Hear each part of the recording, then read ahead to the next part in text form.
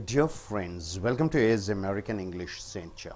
Today, what you are going for a class is a storytelling class. Storytelling is important in English. Storytelling. So, stories of different stories. It is religious stories you have, corporate stories you have. Then what else the stories are there? Political stories you have. Then philosophical stories are there. So different stories are there. So here in our class, here we tell you a story, and it is you who have to come to the stage and tell about the story emotionally. You have to carry emotions in each words. Your tone should express the emotions. And coming here is a story. Emotional, heart-touching story. Your heart touches, so you are completely involved in it.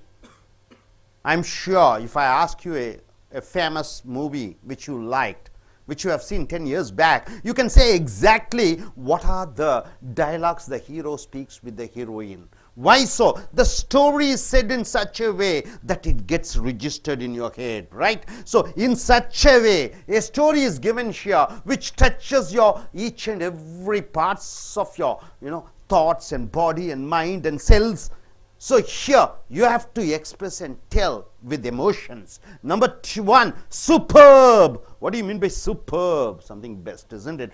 After his father's death, a boy, after his father's death, the son decided to leave his mother at old age home and visit her on and off. What do you mean by that? After his father's death, the boy put his mother in an old age home and he goes and sees his mother. On and off means what? Whenever he gets time, he sees his mother whenever he gets time. Once he received a call from old age home. He got a call from the responsible person from the old age home. What did they say? Mom, very serious. Please come to visit us. So mom is very serious. Please come. This is the message he gets. What did he do? Son went and saw mom very critical. What do you mean by critical? Mom is very, in a state of dying. She's about to die. She is very unconscious and something. She's about to die. On a dying bed, he asked, Mom, what can I do for you? Mom, what can I do for you? With full, feelings, he is asking his mother, what can I do for you? And the mom replied, please install fans in old age home, my dear boy. Please install lot many fans in the old age home. There are none. Also put a fridge for betterment of food. You install fans. Also put fridge for the betterment of food. We are getting supplied old food, rotten food. So have a fridge. Purchase and donate the fridge to the old age home, because many times I slept without food. The mother says, many days, many times I've slept without eating food. So please contribute, provide fans and fridge. Fans because I get mosquito bites. Fans because I don't get ventilation. Fans because I need fan. So, and also fridge for food. Son was surprised. Son was very much surprised and asked, Mom, while you were here, you never complained. Mom, so far this is almost 5 years has passed. All these 5 years you have never complained. Now you have few hours left. Only few hours have left. Doctor has told within few hours you are going to die. And you are telling me all this. Why? Why do you say all this at the time of dying? Within few hours you are going to die. Why do you want to say this? And mom replied, it's okay, dear. I managed with the heat. I somehow managed with the heat. Summer, very hot. I managed with the heat. I managed with hunger. I was suffering from hunger. And I managed it. And pain. Terrific pain was there. I somehow managed it. But when your children will send you here, my dear son, I am not bothered about me. I have tolerated all the pains. But when your son sends you over here, I am afraid you will not be able to manage truth. So the truth is what? One day your son is going to send you over here. You send me here. I managed. But When you come here, I don't want you to suffer the same sufferings which I have undergone. This is what the mums replied. This is what the truth is all about. So what is the truth here? The truth is, yes, what happened? As you have sent me, it is also the mother will send you over here. Hope you are able to understand this part of the story. What is this part of the story says? In this 2016, this is what's happening almost everywhere. Just like a developed country, in India also we are coming across the same happenings. So coming here, the truth. Truth number one. What is the truth number one? Nobody is real in this world except who? Mother. Mother is the one person who gives you the pure love, the pure affection, the pure caring, right? Hope you should have experience. Truth number two, a poor person has no friends, right? Only if you have money, you have friends. You say he is a friend, he is my friend, he is such and such. Nobody will be a friend if you don't have money. Only as long as your packet is full, you have friends. Truth number three, people will not like good thoughts, they like good looks. The truth in this present world is, a girl or a boy who looks good, who's attractive, whose color is fair, this is what we are attracted towards them, but not towards their thoughts, the thinking, their character, their habits. Truth number four, people respect money, not the person. This is the truth, isn't it? People respect only the money, not the person. This is what's happening here. Truth number five, the people you love the most will hurt you the most. The people you love the most are the people who hurt you the most. You cannot hurt me, you cannot hurt me.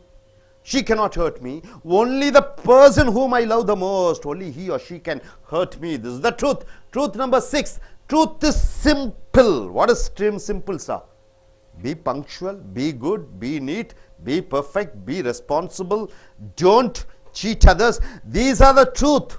But the moment you try to explain it, it becomes so hard, right? You want to explain it to somebody, it becomes so hard. It becomes difficult. Truth number seven, when you are happy, you enjoy the music, right? When you're so happy, what happens? You enjoy the music. In fact, you shake your legs and dance. But when you are sad, what do you mean by sad? Something happens. You're so hurt, so disappointed. That is the time you try to understand the lyrics. What is the lyrics, sir?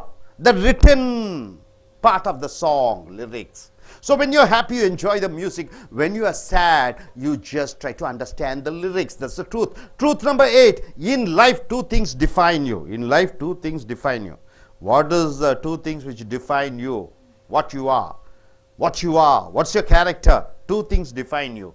Number one, when you have nothing, when you are unemployed, you don't have nothing, your patience, how patiently you are sitting there, how patiently you are doing certain things, that patience defines what character you are. And your attitude when you have everything. When you have everything, you have a bungalow, you have a car, you have property, you have a family, you have a position, you have a status. Just like, okay, Modi or Jayalalitha or Karunanidhi or Tendulkar, whoever it is, once you have everything, what is your attitude? It defines about you. It tells about your character, what you are. Rightly said, the internet shows us how small the world is. World becomes a small village in internet, right? In a cell phone, the entire world matter is there. It becomes so small. Internet makes the world so small. But a missing plane, aeroplane misses. It shows how big our planet is. People keep on searching for days together to find out that big aeroplane, but they are not able to find out. With all the electronic improvement and information technological development, scientific development, they are unable to find out the aeroplane. Then you understand how big the planet is, and through internet you can say how small the planet is. So truth number 8, 1, 2, 3 and 8th truth, and the 8th truth is said with a story. Now I request one by one to come forward and tell the story. In fact, don't read it out, you just tell what exactly this is all about. The story and the 8th truth. The story and the 8 truths. Let us start with our student Amani to come forward and tell what she is able to understand from this story and the philosophy what she is able to understand. Yes. Start. After his father's death, the son decided to leave his mom at a old age home, and he visits the home not off. I mean, whenever he finds time, he visits that home, old age home. Once he received a call from the home, that is. They were telling Keep the mom, mic closer. that is, they were telling mom very serious and she's about to die, so please come and visit. So the boy rushed to the home and he went and saw. There he asked, "What can I do for you?" And he noticed his mom lying in a on a something like a very serious in a critical state, and he asked, "What can I do for you, mom?" And he felt very bad and he asked, "What can I do for you, mom?" Then the mom replied. Please install fans and better you just buy a fridge and keep, because many days I've gone empty stomach without food. So then the boy, he asked his mother, when you were all these days you never complained about all these, but suddenly now you're about to die. Within few hours you will be dying. So now what is the use you're telling to me? So the mom replied, it's okay, dear, it's okay. That I most of the times I went, what is that? I've managed with heat, hunger and pain. But time comes when your child will put you in the same home, that time you will not be able to manage the situation. So that's the reason why I've asked you to put AC, fans and what's that, fridge on. And the truths are, truth number one, nobody is real in this world except our mother. Only our mother will be, only she can be real. No, we can't trust anyone else except our mother. Then next truth is, a poor person has no friends. If someone is poor, he will not find a friend. Nobody will just have relationship with he or she. The next one is, people will not like good thoughts, they like good looks. They only look at the outer appearance. They doesn't even think about their thoughts. So they just look the beauty of the person. Next one, people respect money, not the person. Nowadays they just give respect only for the money. For a paper they give respect, but they don't respect the person. The next one is, the people you love the most will hurt you the most. That is, to whom you're showing to whom you are affectionate, that those people only will hurt you the most. Then truth is simple, but the moment you try to explain it, it becomes difficult. When you are happy, you enjoy the music, but when you are sad, you understand the lyrics. That is, when you are happy, you just connect the headset and you'll be enjoying the music. But when you are sad, you will understand the words which is being played in that song. Then, in life, two things define you. That is, the first one is, when you have nothing, it defines your patience, and when you have everything, it defines your attitude. Then last one is, the internet shows us how small the world is, but a missing plane shows how big our planet is. Through internet we can see the whole world. That is, internet makes our world look so small, but a missing plane shows how big a planet is. If a plane is missed, and that search shows how big a planet is. Thank you. Thank you, Manny. I request you gentlemen to come forward and tell what you are able to understand. Try to avoid looking at the board. You have to say on your own what's written over here. All the truths also, without looking at the board. A very emotional, heart-touching story. After his mother's death, son is going to visit. Son has decided to. After his father's death, son decided to son decided to leave his mother in an old age home, and he visited often. Once he received a call from the old age home that his mother was very serious. He went to see his mother. His mother was in a very dying condition.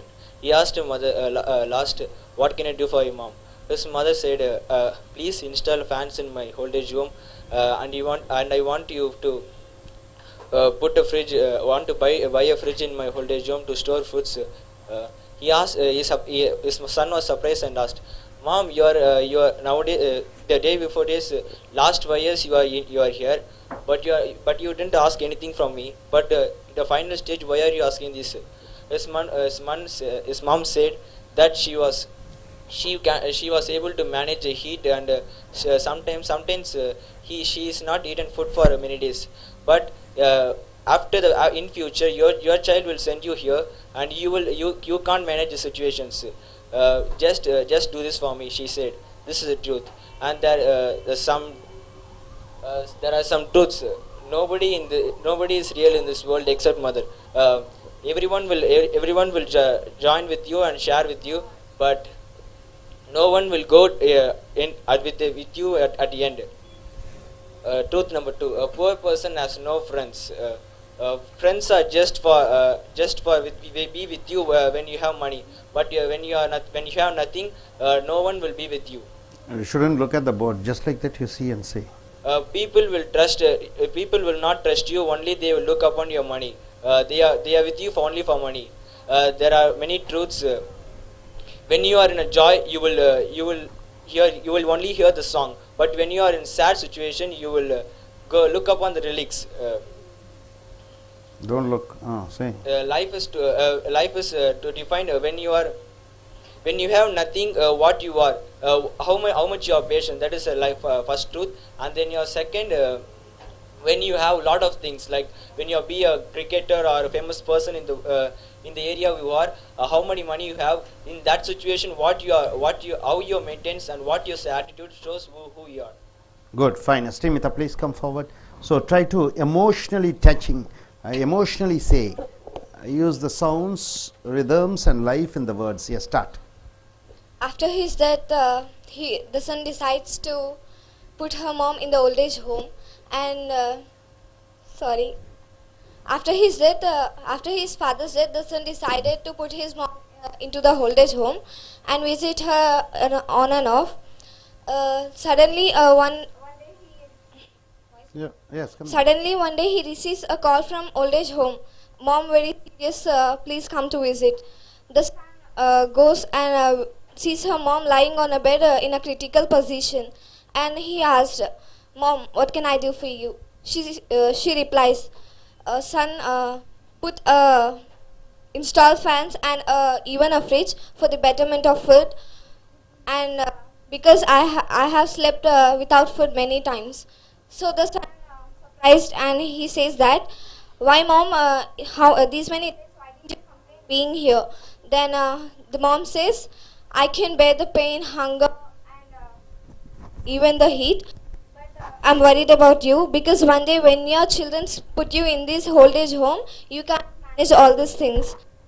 The truth number 1: in the world, no one is real, only the mother, because the mother always thinks of their children, and they don't worry about themselves, but they are worried about their children every time. And the truth number 2. A poor person have no friends. When you have money with you, the friends, not only friends, many relatives or friends, they'll come to you. But when you have no money with you, they won't even care you. And the truth number 3, people will not like the good thoughts, but they like your good looks. Truth number 4, people respect the money, not the person. Truth number 5, people you love the most hurts you the most. Truth number 6, truth is simple, but it becomes difficult when you have to explain it. Truth number 7, when you are sad, when you are happy, you'll listen the music and you'll be dancing and singing. But when you are sad, you'll try to involve into the lyrics, you'll try to understand it. And the truth number 8, it shows our attitude when we have everything, but even it shows our patience when we have nothing. And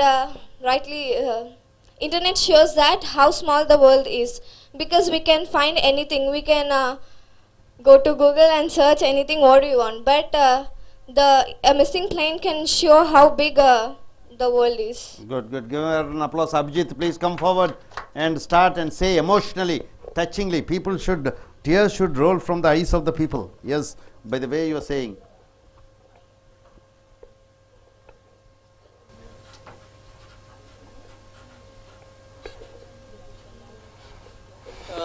Hi friends, today I'm gonna say about a very emotional, heart-touching story. When his father died, he sent his mom. He left his mom in the old age home. So suddenly, after when he was working, he got a call.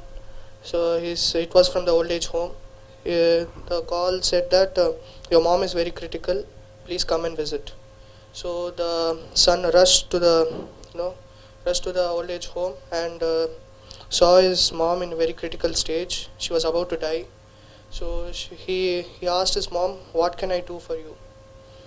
So his mom replied that, uh, "Please install fans in the old age home because there are none, and please install fridges, means keep fridges because for the betterment of the food, because I have slept many nights without food." So son was surprised by seeing her mom saying this. He asked eagerly, "Mom, you are in your dying deathbed. Why are you saying me to do these things?" He said, "It's okay, son, for me, but in future, when your children send you here, you should not feel that the pain, heat, and the hunger which I have suffered. So for that, I am saying you to install these things." So there are many truths. The first truth is nobody is real except your mom, because the mom is the only person that you can trust. You can go with it. Then second is the friends will be there with you when there is no money. When there is money, but when there is no money, nobody will be near you or nobody will be friend with you. The next truth is people respect you for money. When there is no money, they'll think that he's a downtrodden person. They won't respect you at all. The next truth is the people you love the most will hurt the most. The people who you like, suppose a father or some person like the most, they will hurt you the most. So next truth is the when you're happy, you will listen the song very will be enjoyable for you. You'll start dancing and all. But when you're sad, you'll see only the lyrics. And the next truth is about the life describes you in two ways: by your attitude or by your patience. Thank you. That's all. Fantastic. Yes, Preeti, please come. Good. You can say your own examples also with regard to truth. Hi friends, I am Preeti. A very emotional, heart-touching story. After his father's death, the son decided to leave his mother at a old age home.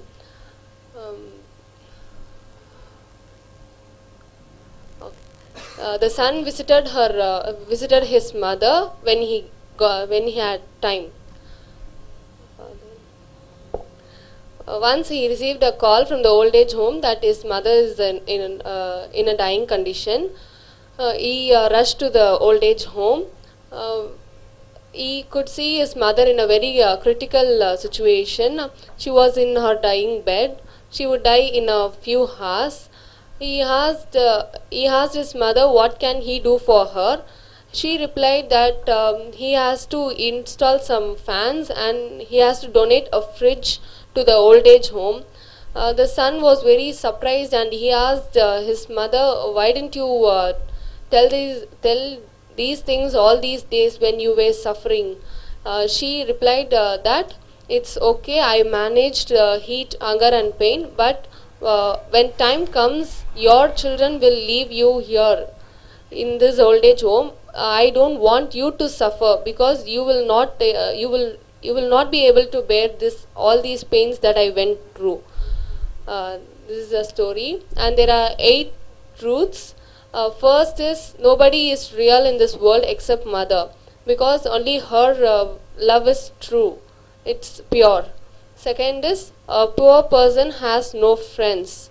You will have so many friends around you when you have money, but a poor person will not have. When you become poor, you will have no friends.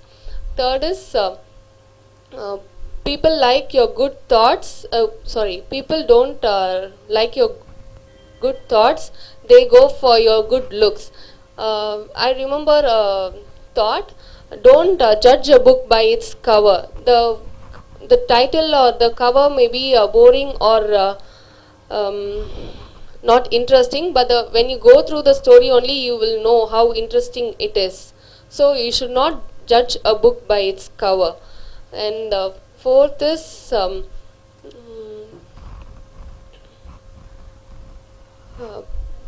people respect money but not the person. You will get respect when you have money, but when you are a poor person, you won't. No one will respect you. Then fifth one is the person who you love the most, the person who you are very affectionate to, will hurt you the most, because you expect so much from them, so you feel hurted when they don't fulfill your expectations. Sixth one is two things define your life: your patience when you have nothing, attitude when you have everything. Next truth is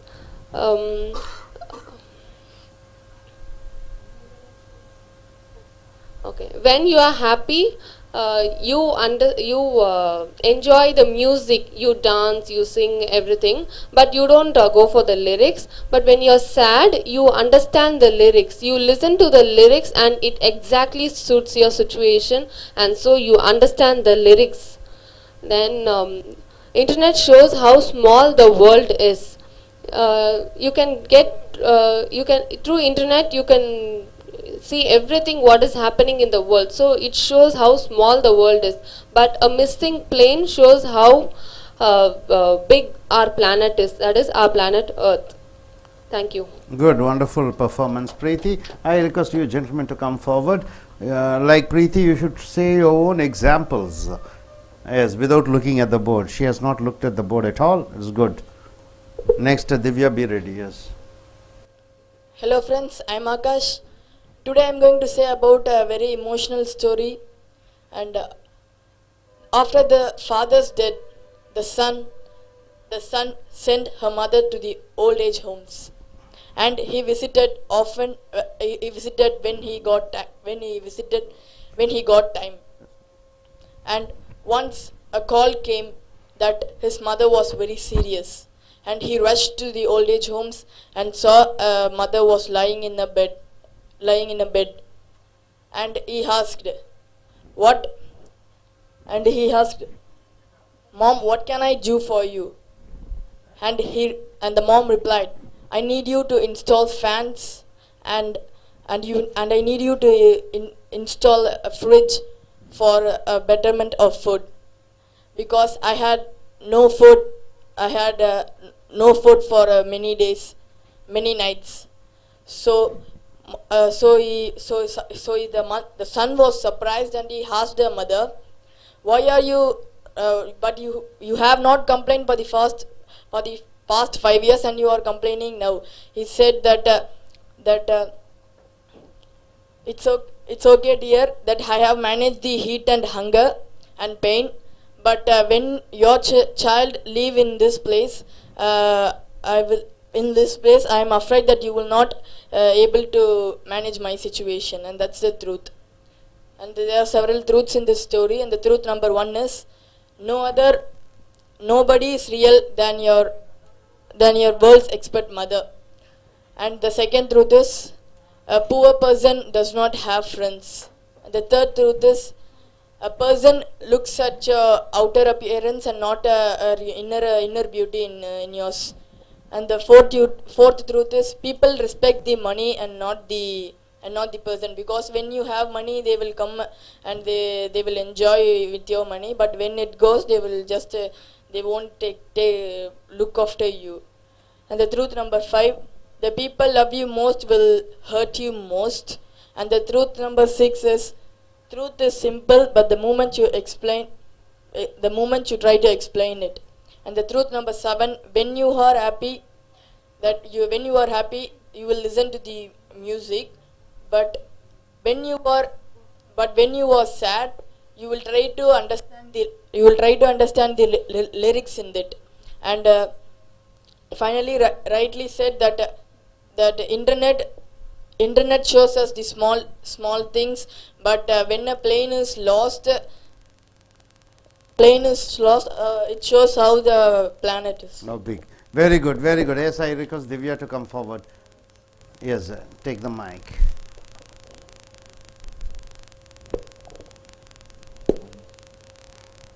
So try to use as much emotions as you can. Use your body language. Give a mobile talk. Keep walking and talking. Yes, look at the camera and speak. After his father's death, the son decided his mother to keep in old age home, and he visited when he was free. One day he got a call and saying that his mother is in a critical position. He went to old age home and saw her mother in very critical position, and she was lying on bed. Mother said that he asked that what can I do for you. The mother said that no, you install fans and fridges for the betterment of food. So he said he was surprised and asked her that when you were in old age home, you did not say anything about that. You did not complain about anything, but why you are saying now all this to me? He said. So the mother replied that she suffered a lot of pain, and she managed that hunger, and she did not eat sometimes, and she slept. But for in future, their children will get the same situation. If he faces, she could not bear that. So that's it, sir. Good. The truth. The truth number one, nobody is real in this world except mother. Mother will take care of us, love us more than anyone. We should not trust anyone, but we should trust our mother. Truth number two. You should not look at the board, no? No, a poor person has no friends, because in this world, all our friends will be making groups, and they will be doing something, but they will make the friends who is rich and who is having more money. They will do friendship with them only, and they'll enjoy their money. But a poor person, they don't look at him. Truth number three. People will not look good thoughts, they like good looks. People will look at their beauty, but they do not look at their thoughts and behavior. Like truth number four. People respect money, not the person. Obviously. Truth number five. The people you love the most will hurt you the most. Truth number six. Truth is simple, but the moment you try to explain it becomes difficult. Truth number seven. When you are happy, you enjoy the music, but when you are sad, you understand the lyrics. Truth number eight. In life, two things define you. Your patience. When you have nothing, means you don't have any job or something, you should be in it defines your patience, and when you have everything, it defines your attitude. Good. Yes, very good, Divya. Next, try to improvise in the next speech. Yes. After his father's death, his son decided to his mother live in a old age home. One day, he received a call from old age home. His mom was very serious. Mom was very serious. Son saw a mom in a very critical stage. He asked his mom, "What can I do for you?"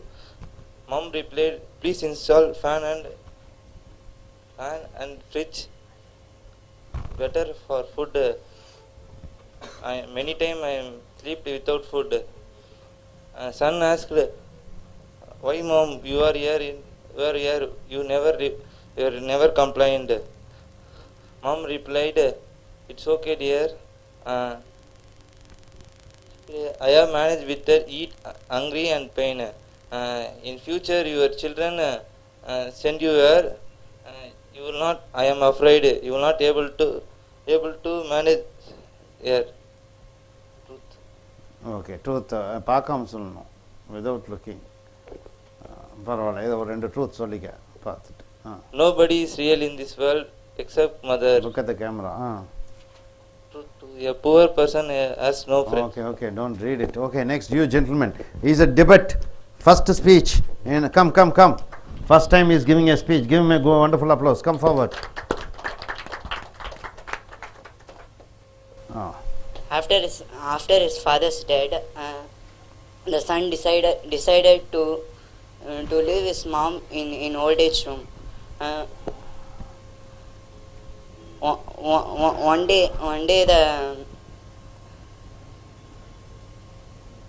One day he received a call that her mother is not well, it seems. So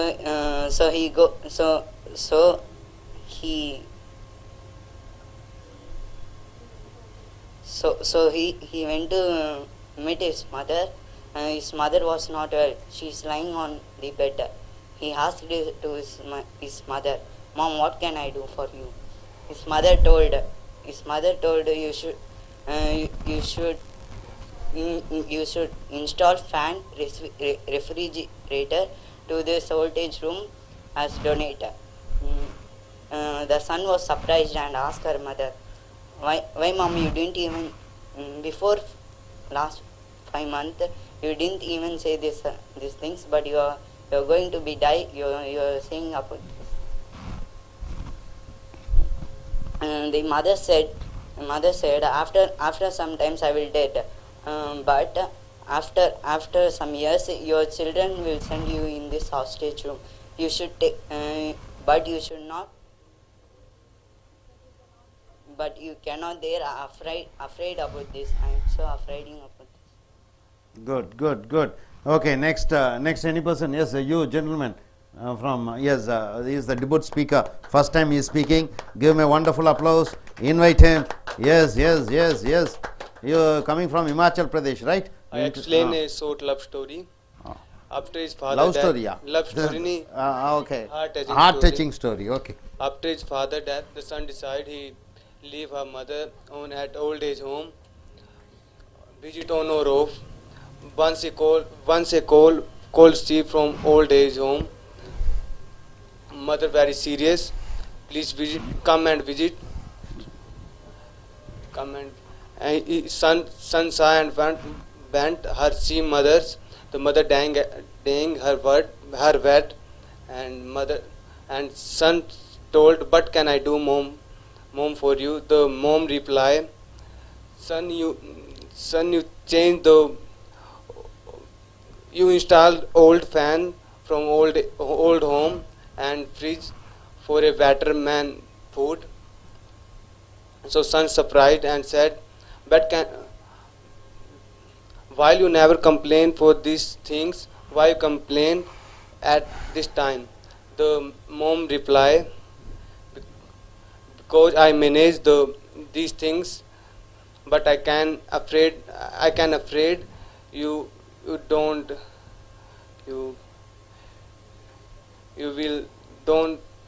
these things have taken you don't manage these things." This is true, and some truth are there. Okay, leave the truth. Madam, now I request you to give a colorful presentation. Yes, we have a wonderful personality who is going to give a best performance. Please come to the center, madam.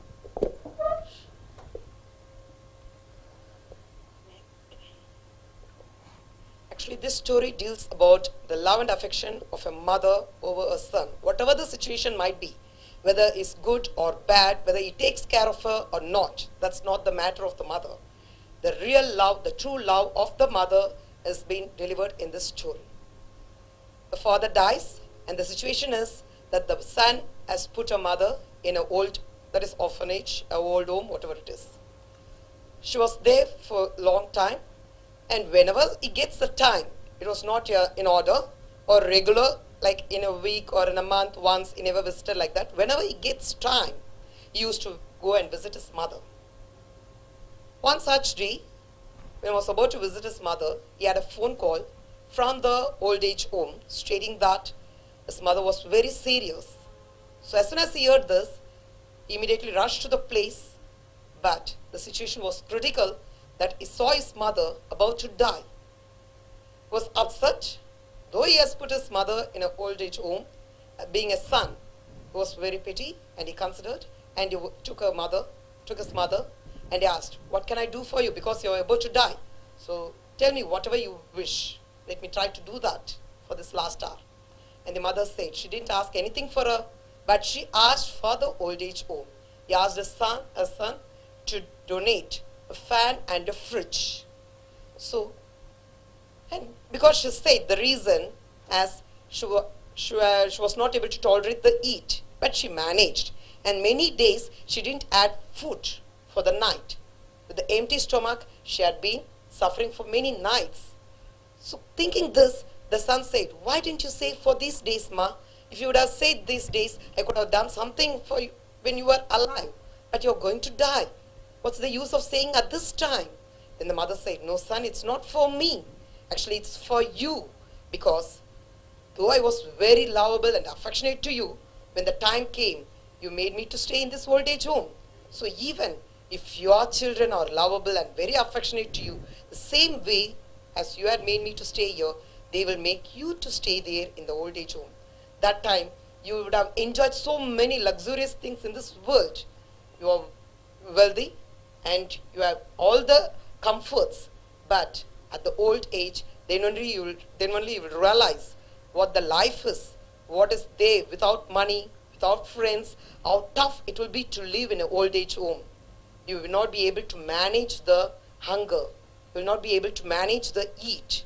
All these pains you will suffer at that time.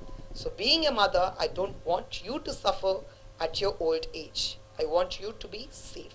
So when the mother said this, the son realized, then only he understood the points. There are so many truths hidden in this story. The thing is, when you're very wealthy, you have cell phones, mobile, everything, net connected, you feel that the world is in your palm. But when time comes, when everything you feel like as if it is lost, then only you will realize that the earth is a big planet. So the seriousness, the thing is, when you have money, everybody will be around you. You will have lots of friends, you will have lots of luxurious things in your life, parties and things like that. But when you don't have money, then only you will feel the value of the money. The thing is, when you have nothing in your life, your personality shows how patient you are. A person may be in search of a job. The thing is, he has to wait. He has to wait with patience for a long time to get a good job. If he's not showing patience and in some hurry, if he shows why I'm not getting job, and he is in a bad mood, then everything is lost in his life. That it shows the attitude of a person when he should be patient. And the other thing is, you should show the good attitude towards your family, your friends, your parents, everything. You may be a millionaire or a billionaire, whatever it might be. But the attitude towards your relatives, your friends, and your family, that shows what person you are. It's not just the money. So the money is a part of the life, but it's not the life. When everything goes off, then finally, then only you will realize what's the real value that you should show towards your family. In that sense, when you think, you will feel how important is your mother. When she is there, you will not know the value of the mother.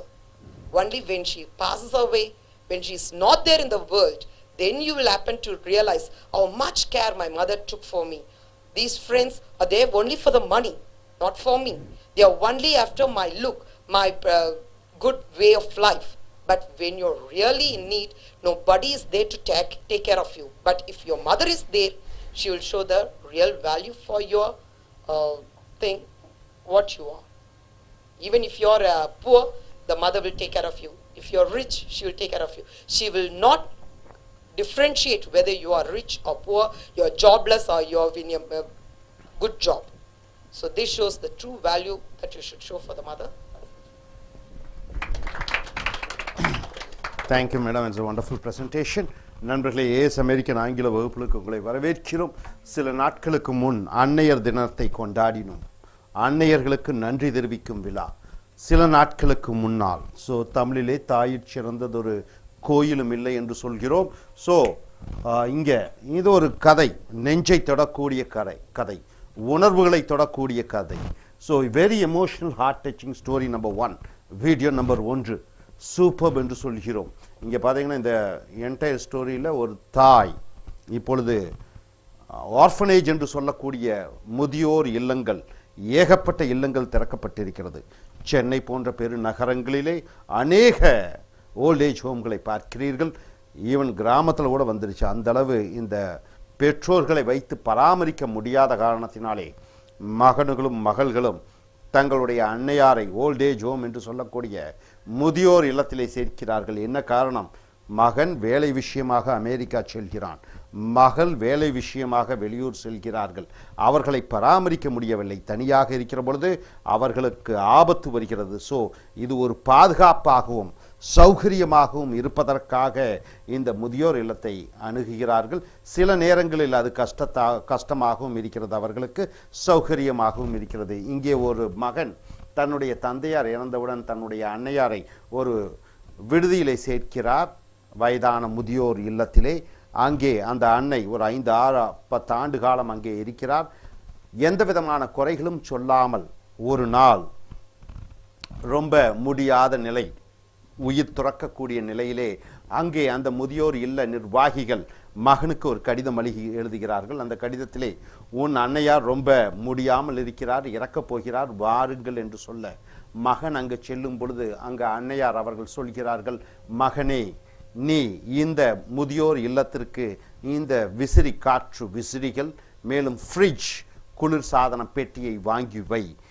மகன் கேட்கிறான், அன்னையாரே, இத்தனை ஆண்டு காலம் இருந்தீர்கள், அதை பற்றி ஒன்றுமே கேட்கவில்லை, இன்று நீங்கள் இறக்கும் தருவாயிலே கேட்கிறீர்கள் என்று மகன் கேட்க அன்னையார் சொல்கிறார், எனக்கு பிறகு இதே நிலைமை உனக்கு வந்தால் இங்கு வந்து நீ இருக்கிற பொழுது சௌகரியமாக நீ வாழ வேண்டும். கொசு தொல்லை, சூடு, வெப்பம், பசி இவைகளையெல்லாம் நான் தாங்கிக் கொண்டேன், நீ தாங்க முடியாது என்று சாகும் தருவாயில் கூட தன் மகன் மேல் உள்ள பரிவையும் பாசத்தையும் அந்த தாய் தன் மகன் மேல் காண்பிக்கிறார். இதுதான். இதன் மூலமாக பல உண்மைகளை அறிகிறோம், தெரிகிறோம். உலகத்தில் தூய்மையான அன்பு, பசுவிடமிருந்து பால் கறக்கக்கூடிய அந்த தூய்மையான பாலை போன்று தாயினுடைய அன்பும் பாசமும் அக்கறையும் இருக்கிறது என்பது உலக உண்மை. 2, எந்த ஏழை மனிதனுக்கும் நண்பர்கள் இருக்க மாட்டார்கள், பணக்காரர்களுக்கு நண்பர்கள் இருப்பார்கள். மூன்றாவது உண்மை என்ன என்று பார்க்கிற பொழுது, மனிதர்களே அவர்களுடைய உடை, அவர்களுடைய வெளி தோற்றம் இவர்களை வைத்து அவர்கள் அங்கீகரிக்கிறார்கள். அவனுடைய சிந்தனை, மனோபாவம், குணாதிசயங்களை வைத்து அல்ல. உண்மை நம்பர் 4, மனிதனை பணத்திற்காக மதிக்கிறார்களே ஒழிய வேறு எதற்கும் இல்லை. 5, யாரை நீ அதிகமாக நேசிக்கிறாயோ அவர்கள்தான் உனக்கு மனக்காயங்களை உருவாக்குகிறார்கள்.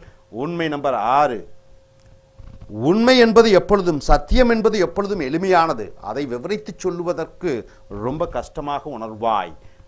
7வது உண்மை, நீ சந்தோஷமாக இருக்கிற பொழுது இசையை ரசிப்பாய், ஆனால் சோகமாக இருக்கிற பொழுது அந்த இசையிலே வரக்கூடிய அந்த பாடல்களை ரசிப்பாய்.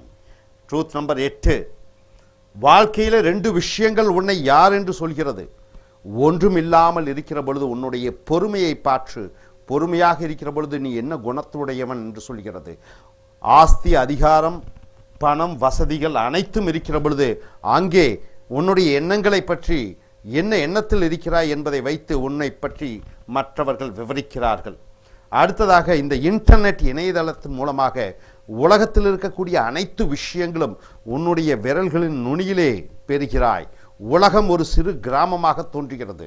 அதே இது ஒரு பெரிய ஏரோப்ளேன் தொலைந்து விடுகிற பொழுது, மறைந்து விடுகிற பொழுது விபத்தை உண்டாக்கி அந்த ஏரோப்ளேனை கண்டுபிடிப்பதற்காக நாட்கள், மாதங்கள், மாதங்கள் என்று எடுக்கிற பொழுது உலகம் எவ்வளவு பெரிதாக இருக்கிறது என்ற உண்மையை நீ அறிவாய். ஸோ நண்பர்களே, இந்த ஃபிலாசபி, இந்த மன ரீதியாக, உணர்வு ரீதியாக தொடக்கூடிய எண்ணங்கள் உடைய இந்த எமோஷனல் ஸ்டோரிஸ், ஸ்டோரி டெல்லிங் என்பது ஒரு கலை. இங்கே ஸ்டோரி டெல்லிங் என்பது மிகப்பெரிய ஒரு கலை. இந்த ஸ்போக்கன் இங்கிலீஷில் மிக மிக முக்கியமானது இந்த ஸ்டோரி டெல்லிங். பேச்சிலே இந்த ஆங்கிலத்தில் நன்றாக பேசுவதற்கு அந்த ஸ்டோரி டெல்லிங் மூலமாக விவரித்து அதனுடைய தத்துவங்களை வெளிப்படையாக சொல்கிற பொழுது உங்களுடைய ஆங்கிலம் மேன்மையடையும். ஸோ இனி வரக்கூடிய வீடியோக்களில் மேலும் நூற்றுக்கணக்கான தத்துவ ரீதியான, கார்ப்பரேட் ரீதியான, மத ரீதியான, குடும்ப ரீதியாக, அன்னையுடன், தந்தையுடன், சகோதர சகோதரியுடன், நண்பர்களுடன் ஏற்படக்கூடிய பல விஷயங்களை பற்றியான கதைகளை நாம் அறிய இருக்கிறோம். Till then, thank you very much.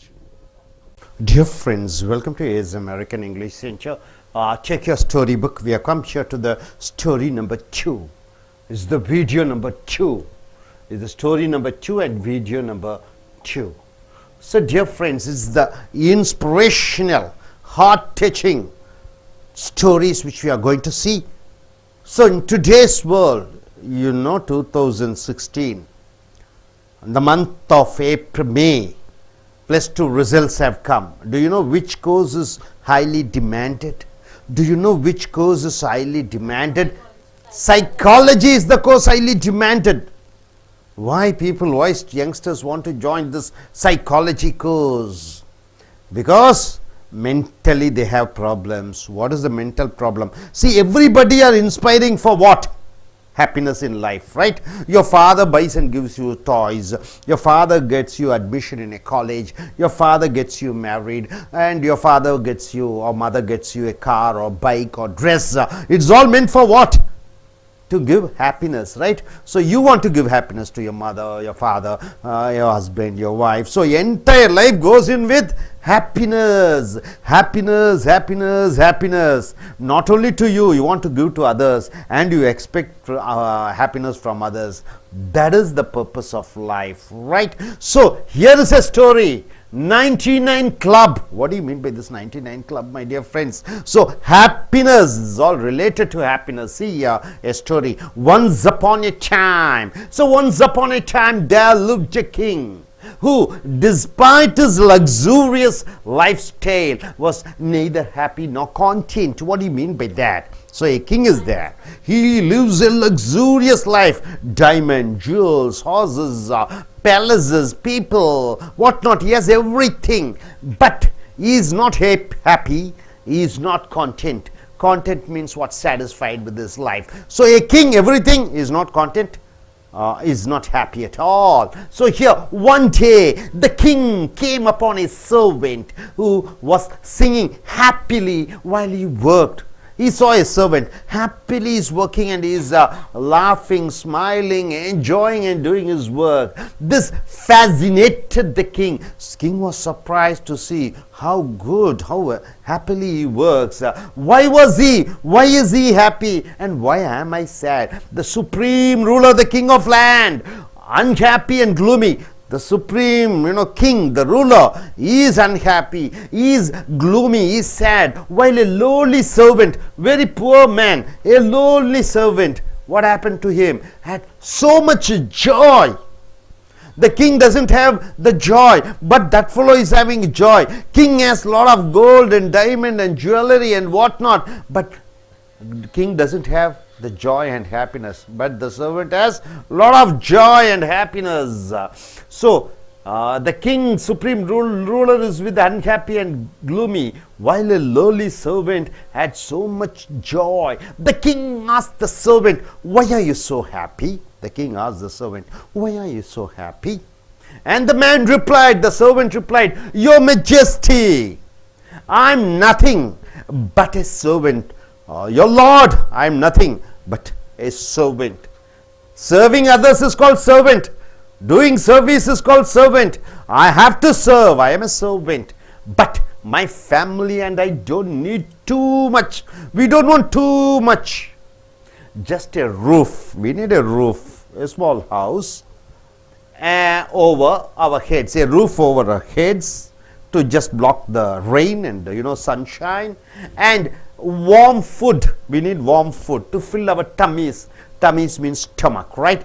That's all. Enough a roof over our heads and warm food for our belly or stomach. So this is what the man's reply, and here the king was not satisfied with that reply. The king wasn't satisfied. Something more should be there. What is it? Later in the day, he asked the advice of his most trusted advisor. So he went to his palace. He asked his trusted advisor to come here. He was not satisfied. After hearing the king's woes, the problem, after hearing the king's worries, why the servant is happy, why amn't I happy? And the servant's story, the advisor said. What did the advisor say, sir? So the advisor said, Your Majesty, I believe that the servant has not been made part of the 99 club. What is 99 club? So the advisor says to the king, King, he has not joined the 99 club. What is 99 club? The king was shocked and he asked, 99 club? What exactly is that? The king inquired. King was asking, what is 99 club? I don't know. And the advisor replied, Your Majesty, to truly know what the 99 club is, the place means what? Keep 99 gold coins in a bag. Take 99 gold coins in a bag and leave it at the servant's doorstep. So take 99 gold coins and keep it at the doorstep of the servant. When the servant saw the bag, next day, when the servant saw the bag, he took it into his house. When he opened the bag, he let out a great shout of joy. Oh my God, I got gold. So many gold coins, a lot of gold coins were there. He began to count them one by one. He started counting them. After servant counts, he was last convinced that there were 99 coins. At last, he was convinced that there were 99 coins. So after counting, he came to know that there were only 99 coins. He wondered what could have happened to the last gold coin. What happened to the last one coin? 99 coins are there. Surely no one would leave the 99 coins. Definitely no one is going to leave 99 coins. If they would have left, they would have left 100 coins. So one coin must be there. So this fellow was worried, troubled, and he was anxious to know what happened to the one coin. So he looked everywhere he could, but that final coin was elusive. He is not able to find out the one coin. He was searching. It is elusive means what? Not able to be found out. Finally exhausted, he became so tired. He decided that he was going to work harder than ever to earn that gold coin. So now this poor man, poor servant, 99 gold coin is there. He was not satisfied with 99 coin. He says, I must earn that one gold coin so that I can make 100 gold coin and complete his collection. So he want to complete his collection. From that day, the servant's life was changed. Till now, the servant was so happy. He is not bothered about anything. Now for one coin, searching for one coin, yearning for one coin, his life was changed. He was overworked. He started working too much.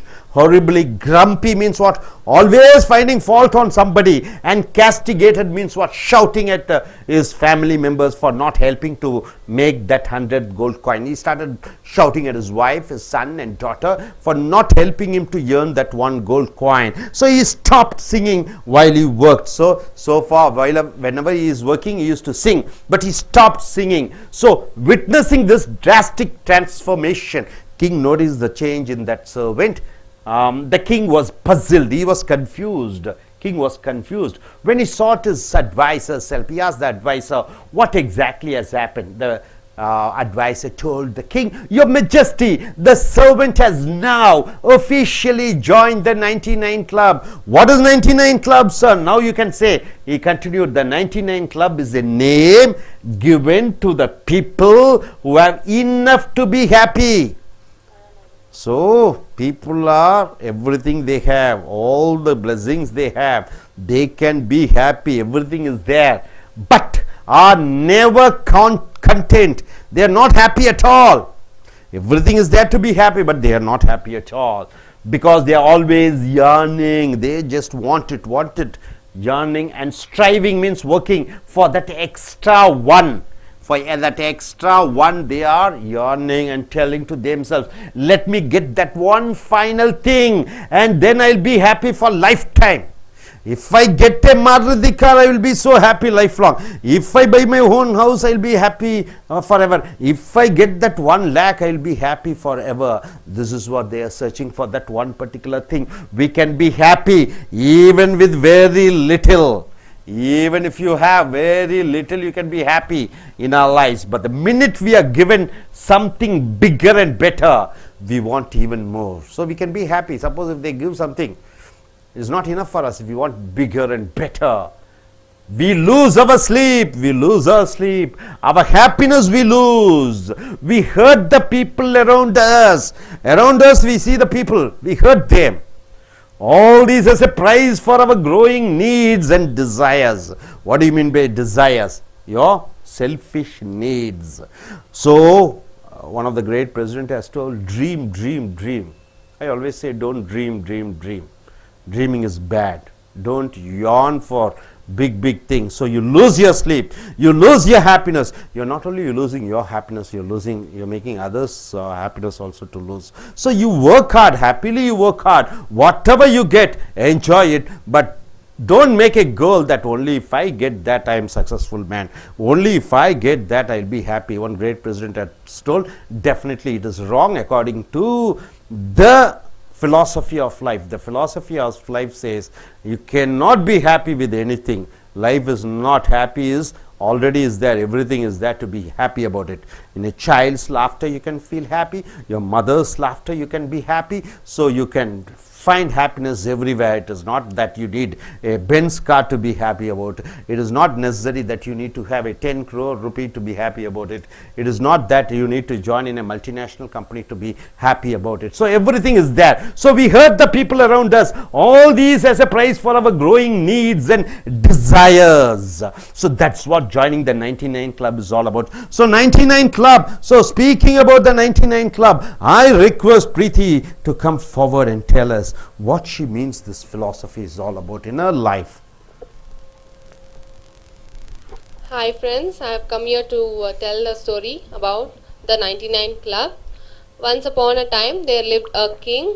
He had a very luxurious lifestyle, but he had his life was very luxurious, but he was not happy and content with that life. He wants more and more. He was not at all happy. One servant, who worked under him, he was very happy and he sang songs happily when he worked. The king was very confused and he wanted to know the reason for the servant's happiness, how he could be so happy and how the king with a lot of luxuries, he cannot be happy or nor content. So he asked the servant the reason for his happiness. He said, the servant replied that I don't need anything to be happy. I just need a place for I just need a shelter, a roof for to stay and a warm food to fill our tummies. Nothing else we need. We don't need any luxuries or something. Just these two things are enough for me to be happy. The king was not satisfied with the servant's reply and he approached the advisors, the advisors' help, whom he trusted the most. So he asked the advisor the reason for the servant's happiness. The advisor said that might be he would have not been a member of the 99 Club. The king was not aware of the 99 Club, what it was all about. The advisor told him that let us leave a bag full of gold coins at the doorstep of the servant's house. And they left the bag full of gold coins. The servant, when he opened the door, he took the bag, he opened, and then he counted the coins. They were 99 coins. He was not satisfied with the 99 coins, and then he wondered about what happened to that one coin. If I get that one coin, it would be rounded off. It would be 100 coins. So he went in search of the last coin, that is one coin. He searched so long, and then he decided to earn for that to get that one coin. He started working so hard to earn that coin. Now then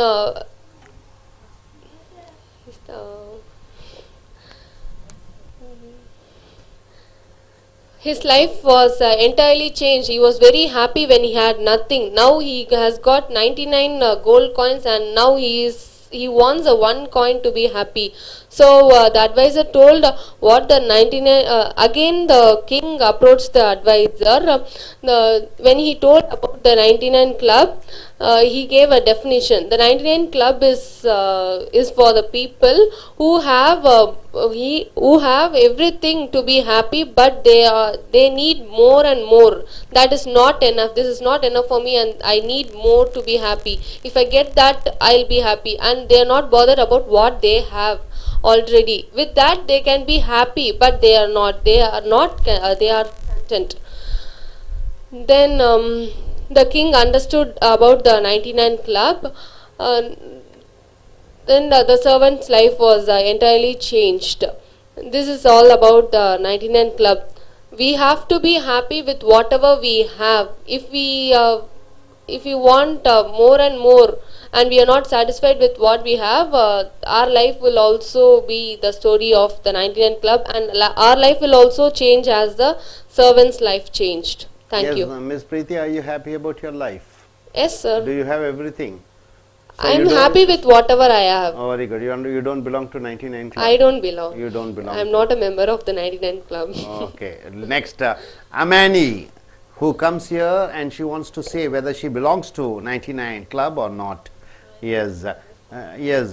Do you belong to 99 club or not? You say with the example of the story. Yes. First I'll tell the story. Okay, okay. Hi friends, I'm Amani. Now I'm here to tell a short story, The 99 Club. Once upon a time, there lived a king who, despite his luxurious lifestyle, he was neither happy nor content. One day he came across a servant who was happily singing while he worked. This surprised the king. He was wondering, I have lots of things in life. I live a luxurious lifestyle, but still I'm unhappy and gloomy. Then how come the servant is too happy with what he's enjoying with his life? How is he too happy with what he had? So he went and he asked the servant, why are you so happy? The servant replied, Your Majesty, I am nothing but a servant. Myself and my family, what we need is just a roof over our head and a food to fill our tummies. Having heard this reply, the king was unhappy with this reply. So he went and he asked the suggestion from his most trusted advisor. After hearing the king's oaths and the servant's story, he suggested the king that, Your Majesty, I think so that the servant is not being part in the 99 club. After hearing this, the king was surprised. 99 club? What exactly is that? The king himself doesn't know what 99 club was. So the advisor explained, asked the king to place a bag full of gold coins in front of the servant's doorstep. One day, the servant, while he opened his door, he found a bag full of gold coins. He was wondering who had left this. Who has dropped this gold coin in front of my house? So he was busy in counting the coins. While he was counting, he saw only 99 coins. One coin was missing. So he was wondering, how come the people will leave only 99 coins? How come one coin is missing? So definitely one coin might be here somewhere. So let me find that one coin. So from that day onwards, he worked hard and harder, and to search that coin. Because of that, his life completely changed. He stopped singing songs, and he what's that? He spent his whole life in searching that one coin, and all the joy, happiness was missing in life. He started to shout the people around him, and his total appearance got changed. Then finally, all these things were being noticed by the king, and somehow the king got to know what the 99 club was. Finally, the king got the answer what the 99 club was. The conclusion from this story is, be happy with what you have. Be happy and satisfied with what you have. Happiness never comes. Happiness comes when you live a life. When you are satisfied and content with what you have. So, in which category you belong to? Be honest. Honestly, I'm in 99th club. You are in the 99th club. Yeah. Okay, fine. It's good Honestly that you are. speaking, I'm in 99th club. You're told that you need something to find your happiness. Yeah. You are not satisfied with life, so you are worried. You are not satisfied. You need something. That something will give you happiness. That one coin. What is that one coin? You are search for that one coin. Yes, Srivita, please come forward and tell what you are able to understand. Yes, thank you very much. You belong to which club? 99 or 199 club? Tell me what. I don't belong to 99 club, sir. You are satisfied with what you have. Are you sure? Yes, please, madam. What are you? Tell about you. You belong to 99 club or? No, sir. You are satisfied with what you have. Sir. Yes, please stand up and say what you are. Which category you belong to? 1 coins actually. 1 coins. 1 coin. 1 coins. You are in the 99 club. Coins, Okay, 100 and what is the 100th coin? What is the single 99 coin? coins enough, but I earned 1 coins. But that 1 coin also she wants. She doesn't want to leave that 1 coin. That's what she says. Okay, நண்பர்களே, Ace American ஆங்கில வகுப்பினுடைய ஆன்மீக மனதை தொடக்கூடிய அன்பு சார்ந்த கொள்கை ரீதியான ஒரு கதைகளை நீங்கள் பார்க்கிறீர்கள். இது இரண்டாவது கதை. 99 கிளப் என்றால் என்ன? 91 கூட்டணி என்று சொல்கிறோம். அது கிளப் என்றால் சங்கமம். அப்ப இந்த கதையின்படி ஒரு ராஜா இருக்கிறார். ரொம்ப பெரிய நாட்டை ஆண்டு கொண்டிருக்கிறார். எப்பவுமே சோகமாக இருக்கிறார், கவலையாக இருக்கிறார். மிகப்பெரிய ஆடம்பர பங்களாக்கள் இருக்கிறது, அவருக்கு அரண்மனைகள் இருக்கிறது, தோட்டம் துறவு ஆட்கள் இருக்கிறார்கள், மிகப்பெரிய படை இருக்கிறது. ஆனால் சோகமாக இருக்கிறார். ஒரு நாள் அவர் அப்படி வந்து கொண்டிருக்கிற பொழுது அவருடைய அரண்மனையிலே ஒரு வேலையால் ரொம்ப சந்தோஷமாகவும் மகிழ்ச்சியாகவும் ஆடி பாடிக்கொண்டு தன்னுடைய வேலையை செய்து கொண்டிருக்கிறார். இதை பார்த்த ராஜா அவனை அழைத்து, நீ எப்படி சந்தோஷமாக இருக்கிறாய், எப்படி நல்ல மகிழ்ச்சியுடன் ஆடல் பாடல்களை செய்து கொண்டிருக்கிறாய் என்று கேட்க, அந்த சர்வெண்ட் அந்த வேலையால் சொல்கிறான், ஐயா, எனக்கு தங்குவதற்கு ராஜா எனக்கு கூரை வேண்டும். தலைக்கு மேல் ஒரு கூரை இருந்தால் போதும். வயிறுக்கு உண்பதற்கு சூடான உணவு கிடைத்தால் போதும். இது கிடைத்தால் போதும் என்று நினைத்து கொண்டு வாழ்ந்து கொண்டு இருக்கிறேன். எனக்கு இதைவிட வேறு ஒன்றும் தேவையில்லை. ஆகையால் தான் நான் சந்தோஷமாகவும் மகிழ்ச்சியாகவும் வாழ்ந்து கொண்டிருக்கிறேன் என்று சொல்ல ராஜா குழம்பி விடுகிறார். இவ்வளவு பெரிய அரண்மனை, எனக்கில்லாத அந்த சந்தோஷம் அந்த ஏழைக்கு இருக்கிறது. எனக்கில்லாத ஒரு ஆனந்தம் அவனிடம் இருக்கிறது. எனக்கு இருக்கக்கூடிய அரண்மனை அவனிடம் இல்லை, ஆனால் அவனிடம் இருக்கக்கூடிய ஆனந்தமும் மகிழ்ச்சியும் எனக்கு இல்லை என்று நினைத்து வருத்தப்பட்டு வேதனைப்பட்டு தன்னுடைய அறிவுரையாளனை மந்திரியை வர சொல்கிறார்.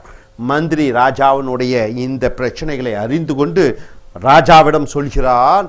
ராஜா, அவன் 99 கிளப் என்று சொல்லக்கூடிய 99 கூட்டணிகள், அதில் அவன் இல்லை, அங்கத்தினராக இல்லை என்று சொல்ல ராஜா குழம்பி விடுகிறார். 99 கூட்டணியா, அவை என்ன என்று கேட்க, அதற்கு இவர் என்ன சொல்கிறார், இந்த அறிவுரையாளர் அல்லது மந்திரி, அந்த வேலைக்காரன் வீட்டுக்கு முன்னாடி ஒரு பையிலே 99 தங்க நாணயங்களை வைத்து அவன் வீட்டுக்கு முன்னாடி வைத்துவிட வேண்டும் என்று சொல்ல, ராஜாவும் அதை போன்று 99 நாணயங்கள் உள்ள பையை அந்த வேலைக்காரன் வீட்டில் முன்னாடி வைக்க, வேலைக்காரன் கதவை திறக்க தங்க நாணயங்களை பார்க்கிறான், மகிழ்ச்சி பொங்க எண்ணுகிறான்.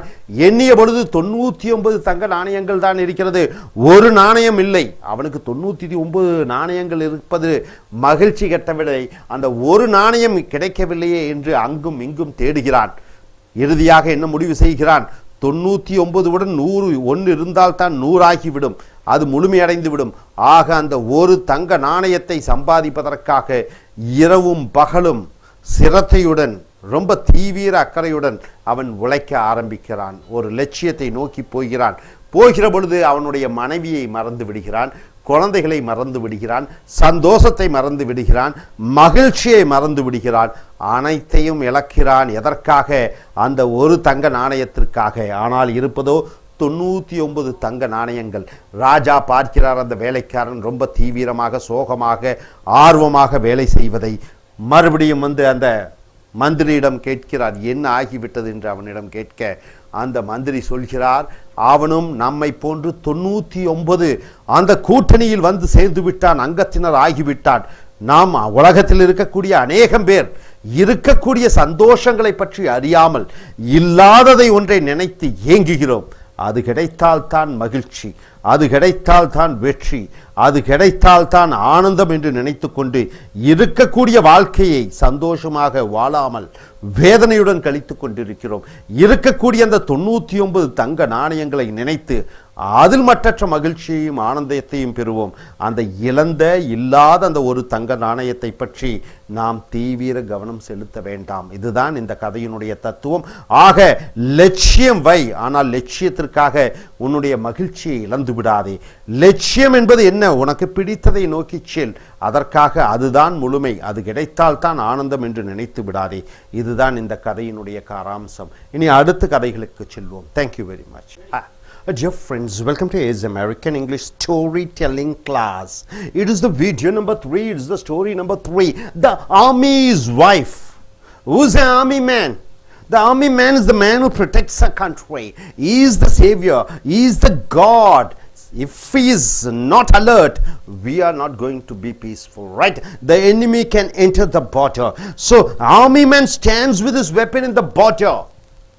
Who gives him the emotion? Who gives him the strength? Who gives him the motivation to stand there in the Kashmir, in the snow or in the forest, on the border, where his life is in a challenge, where his life is in a risk?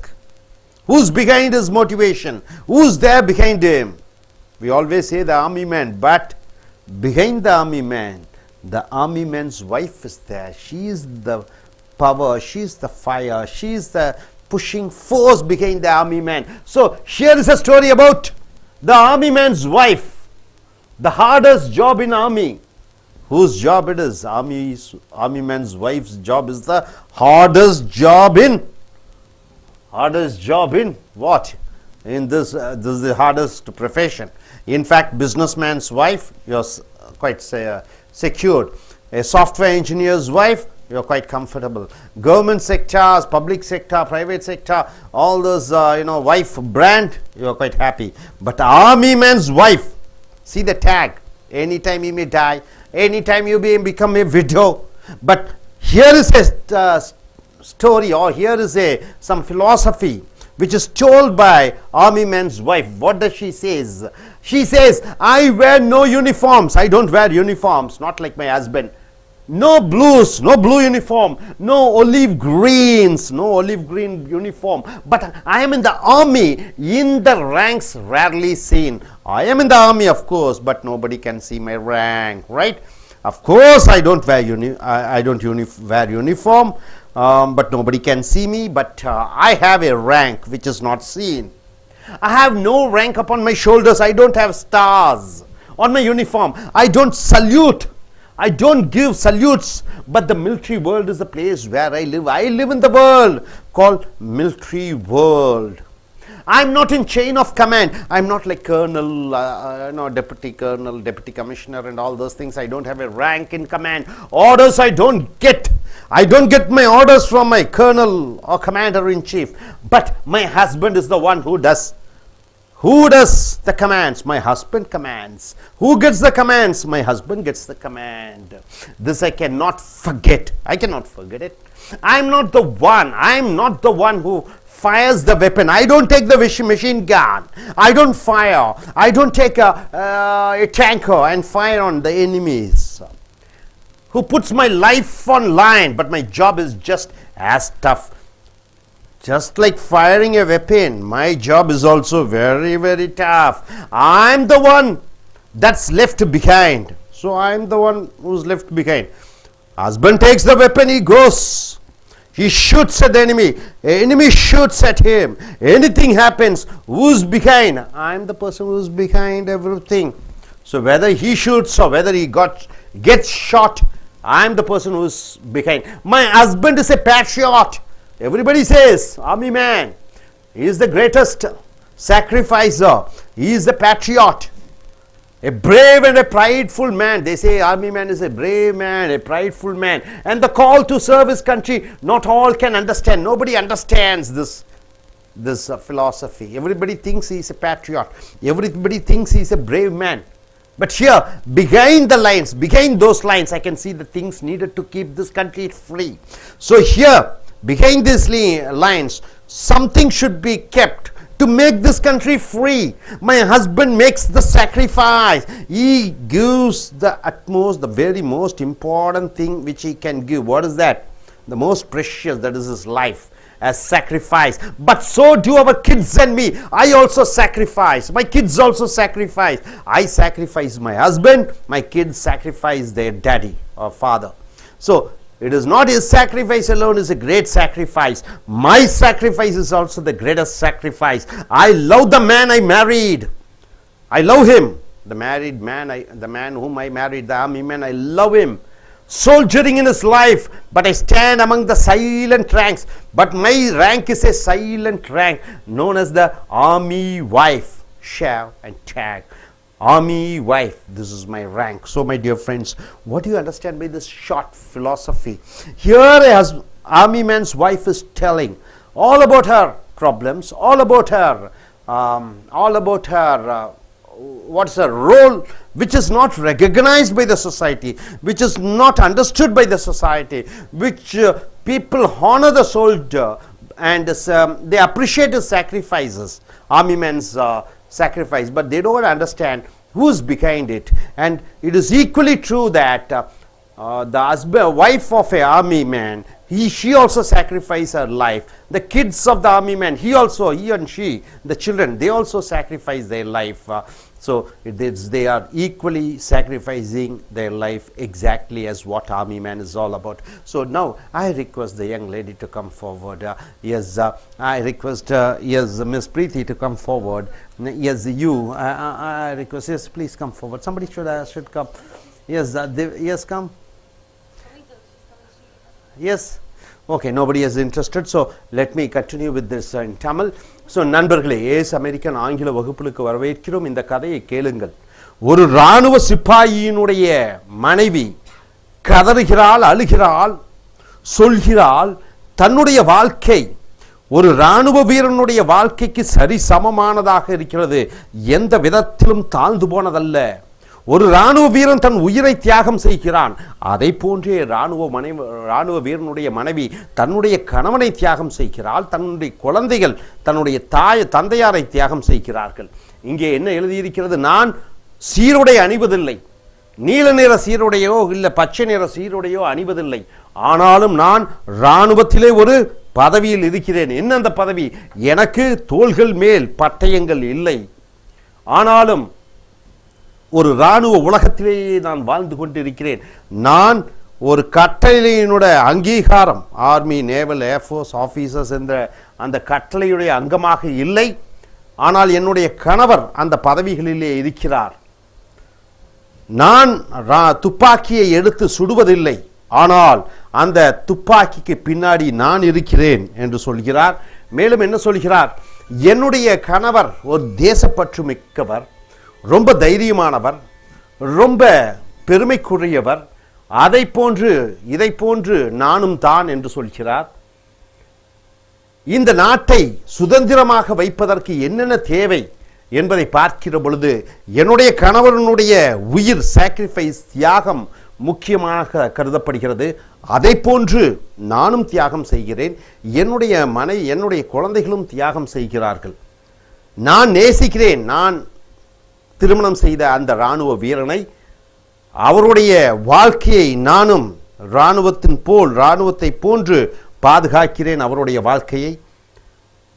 இது மறைந்திருக்கக்கூடிய பதவி, இராணுவ வீரனுடைய மனைவி என்ற மறைந்திருக்கக்கூடிய பதவியை நான் வைத்திருக்கிறேன். So இதுதான் இந்த ஸ்டோரியினுடைய இந்த இந்த கருத்து. இது என்ன சொல்கிறது? இராணுவ வீரனுடைய மனைவி அங்கீகரிக்கப்படாதவளாக இருக்கிறாள், ஆனால் அவள்தான் முக்கியம். இன்று ஆதர்ஷ் ஹவுசிங் ஸ்கேம் மும்பையிலே கார்கில் போரிலே 1043 வீரர்கள் கொல்லப்பட்டார்கள், 2000 வீரர்கள் ஊனமுற்றார்கள். அவர்களுக்காக கொடுக்கப்பட்ட வீடுகள் மும்பையிலே ஆதர்ஸ் ஹவுசிங் என்று சொல்வார்கள். 500 வீடுகள் கொடுக்கப்பட்டிருக்கிறது. அந்த 500 வீடுகளிலே பல அரசியல்வாதிகள் அவர்களுடைய செல்வாக்கை பயன்படுத்தி அந்த வீடுகளை எடுத்துக்கொண்டார்கள். இந்த இராணுவ வீரனுடைய மனைவி, ஆர்மி மேன்ஸ் வைஃப், அவர்களுக்கு கொடுக்கப்பட வேண்டிய அந்த வீடுகளை முதலமைச்சர் பதவியில் இருக்கக்கூடியவர்கள், மந்திரிகள், ஐஏஎஸ் அதிகாரிகள், அவர்கள் அந்த வீட்டை எடுத்துக்கொண்டார்கள். இந்த இராணுவ வீரர்களுடைய மனைவிகளுக்கு எந்த வீடுகளும் கொடுக்கப்படவில்லை. ஸோ இந்த கதை, இந்த ஆதர்ஸ் ஹவுசிங் ஸ்கேம் இதை பிரதிபலிக்கக்கூடியதாக இருக்கிறது. இராணுவ வீரன் மரியாதை செலுத்தப்பட்டான், ஆனால் இராணுவ வீரனுடைய மனைவிக்கு அந்த அங்கீகாரம் கொடுக்கப்படவில்லை. ஸோ இனி அடுத்த கதையை பார்ப்போம். Beautiful story of feelings. Feelings என்றால் என்ன? உணர்வுகள், உணர்ச்சிகள். உணர்ச்சிகளை ஃபீலிங்ஸ் என்று சொல்வாய், ரைட்? ஸோ அதனுடைய இந்த தத்துவம். So let us start with English, then we shall go in for a Tamil. So the next story is beautiful story of feelings. Story 4, video number 4. Dear friends, man is made of feelings. What is feelings? Feelings are the emotions. What are the emotions? The emotions are some sort of a atmospheric or some sort of a feelings which you produce. Anger is a feeling you produce. Jealousy is a feelings you produce. Frustration is a feeling you produce. Disappointment is a feeling you produce. And sexual feelings is the feelings you produce. Lust is a feelings you produce. Then love is a feeling you produce. Ego is a feeling you produce. Pride is a feeling you produce. You are the producer of the feelings. So this is a story. This is a comedy story about a feelings, what the feelings is all about. So beautiful story of feelings. Story 4, video number 4. Once there was an island where all the feelings lived together. So you are just a hypothetical situation where there is an island is there. All the feelings are there. Hundreds of feelings are there. Hundreds of phobias are there. Almost all the feelings are there, right, in that island. One day there came a storm in the sea, heavy storm in the sea. And the island was about to drown. The island was about to completely drown. What happened then? Every feeling was scared. Every feeling was scared. But love made the boat to escape. Love made a boat. Love made a boat. So the love feeling made a boat. So every feeling was shivering, and they were shocked that they are going to die. But love, a feeling called love, it made a boat to escape. See, all the feelings jumped in the boat. So all the feelings, feeling of disappointment, feeling of frustration, feeling of anger, every feeling jumped on the boat except for one feeling. One feeling didn't jump on the boat. What is that feeling? It is ego. Love got down to see who it was. So almost 150 feelings are there in the boat. 149 feelings are there in the boat. One feeling is left out. So love was looking out. Who's that feeling? It turned out and found out what was the feeling. It was standing in the island, not coming to the boat. It was ego. Ego was the feeling. What is ego, sir? When you say, I am like this, my character is this, I always behave like this, I am an angry person, I am a selfish person, I am a helping person, this I is called ego. So here it was ego who was standing there. Love tried and tried, but ego didn't move. Love was trying, hey, come on ego, let us jump into the boat, let us save ourselves, let us go. All the feelings are there. Why the hell you want to stay here? Come on. So love was compelling, pestering. So love tried and tried, but ego didn't move. Everyone asked love to leave ego. So all the feeling were advising love feeling, come on, leave that ego feeling and come on, jump on the boat, let us get away. to leave ego and come in the boat. Love was meant to love. Love, what is love? Love is helping others. Love is God. Love is sacrifice. So love behaved exactly as its feeling. Love didn't come. Love doesn't want to leave ego and come because it is love feeling. So how can love feeling can leave somebody and come and jump selfishly? There is only selfish feeling can come. Love feeling was not able to come because it was love. It has to take ego and come. Love was meant to love. It remained there with ego. It didn't come out. It was there with the ego. All other feelings left alive. Every feeling able to somehow survive. They were able to go in the boat and somehow they went. Love died because of ego. Love died because of what? Ego. When there is ego, you cannot love. Keep it. The secret of love is, if you have ego, you cannot love. Love is meant for sacrifice. Love is God. When you have the feeling called I, and you label yourself, I am like this, I am such and such, then your love feeling goes away. So ego with love, it is distraction. Love dies with ego. So love died because of ego. Think over it. You will love it every time you read it. So think over it. You will love every time you read it. It is not SMSU, it is English U, YOU. So dear friends, understand the truth. Here the truth is, if you have ego, you cannot love. If you love, definitely there should not be ego. So with this we shall ask, please come forward and tell about the story. Yes, please come. Yes, my dear madam, please come forward. Could you tell me yourself, could we tell what exactly, please come forward. Are you a lovable person, or are you a egoistical person? Are you a lovable person, or you are egoistic person? Tell clearly, tell truthfully. No. Tell honestly, are you a lovable person, or are you a egoistical person? I am a lovable person. Are you sure? Yeah, I am sure. Okay, so what do you understand by this short story? Could you tell the short story and relate it with your life experience, and could you tell? You want me to exactly tell? Yeah, exactly. And then tell about your experience about love and yeah, you can say something. Yes. Okay. Once there was an island where all the feelings lived together. One day there came a storm in the sea, and the island was about to drown. Every feeling was scared but love made a boat, and love made a boat to escape. All the feelings jumped into the boat except one feeling. Love got down to see which feeling was left over, and finally it was an ego. Love tried and tried Love tried and tried, but ego didn't move. Everyone asked love to leave ego and come in the boat. Love was meant to love. It remained with ego. All other feelings left alive, but love died because of ego. From this story, my conclusion is, when our nails grow, do we cut our whole fingers? No. We just cut our nails. Likewise, when misunderstandings grow, cut your ego instead of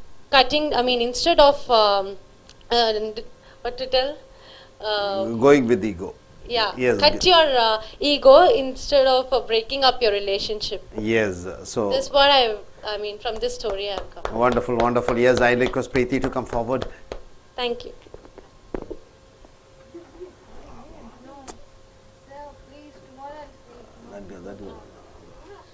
Hello, I am Preeti. I have come here to speak about a beautiful story of feelings. I can actually compare this with a story. Once there was an island where all the feelings lived together. So island is compared to a man who inside man there are many feelings, like he'll be happy, joy, he'll be proud, he'll be jealous, selfish, everything, both positive and negative. He has both positive and negative feelings. So island is compared to a man.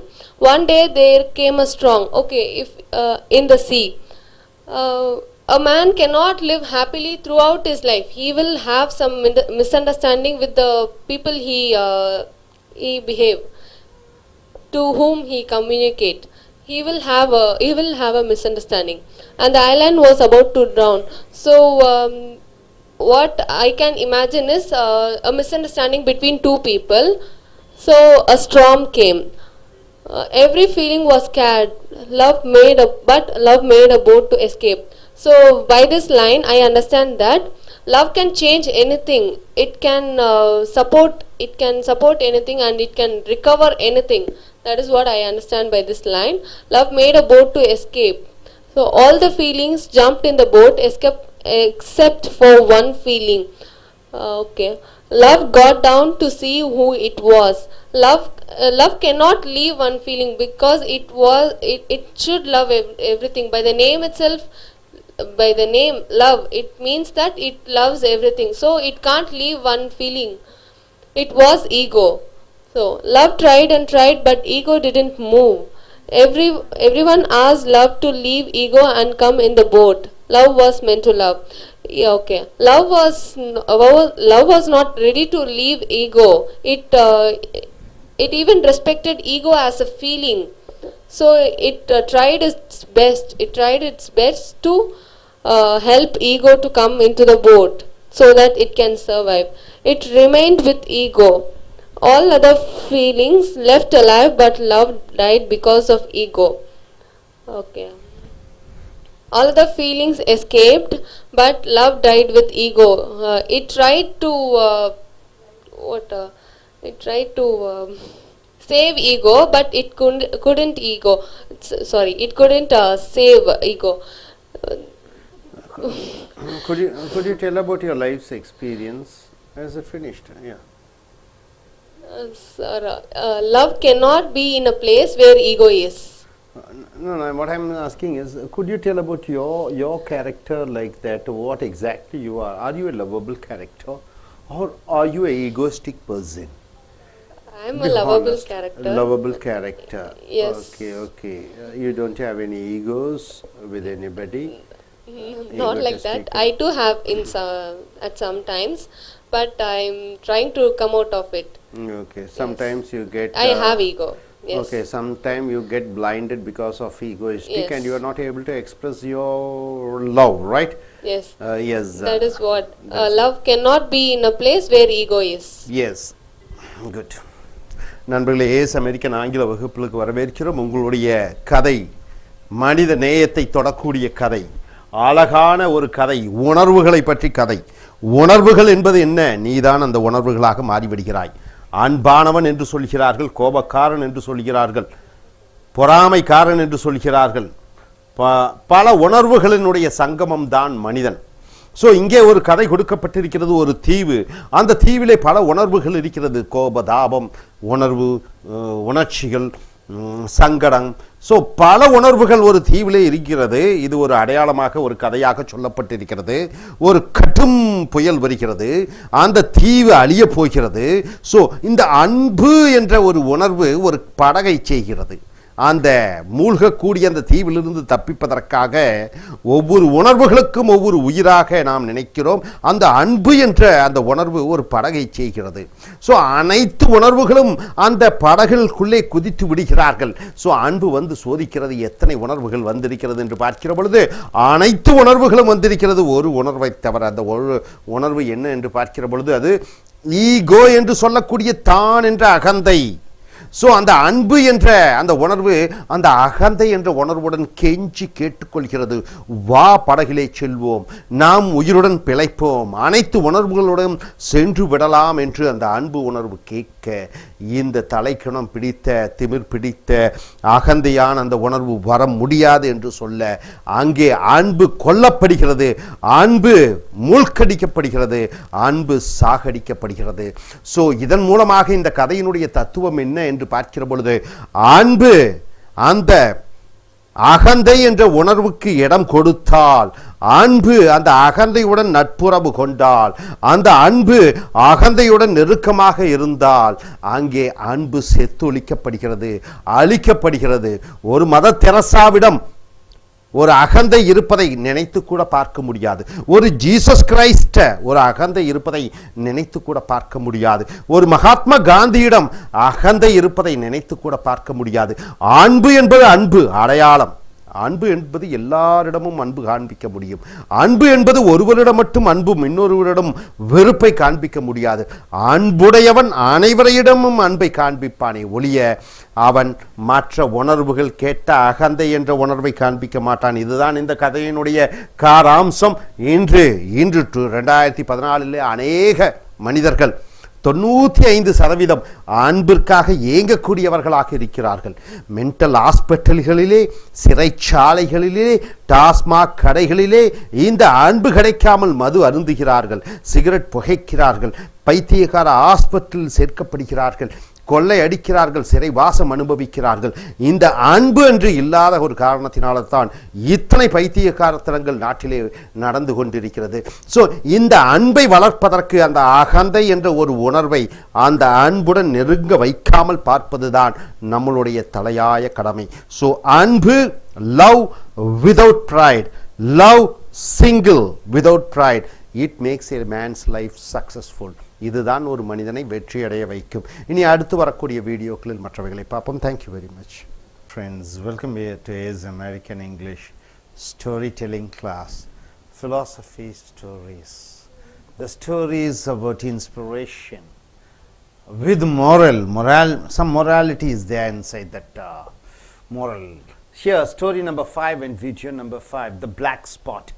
See what you can see. I thank Srivita to draw a picture like this. A picture is drawn, a white sheet is there. There in center you have a black mark. Is it so? What does that mean? Could you tell? Yes. See, I just read what's written here. One day a professor entered the classroom and asked the students to prepare for a surprise test. One day professor came to the class and he told the students, today we are having a surprise test. Be ready. They waited anxiously. The students were not knowing what to do and they were waiting anxiously at their desks for the test to begin. What do you mean by anxiously? Waiting with seriousness. The professor handed out the question paper. Professor gave each one of them a question paper with the test facing down. Text was facing down. What's written? It is facing down as usual. Once he handed them all out, he asked the students to turn the page. He asked the students, turn page and begin. To everyone's surprise, what did they see? There were no questions at all. Only this was there. What is there? Just a black dot. In the center of the page, there was a black dot.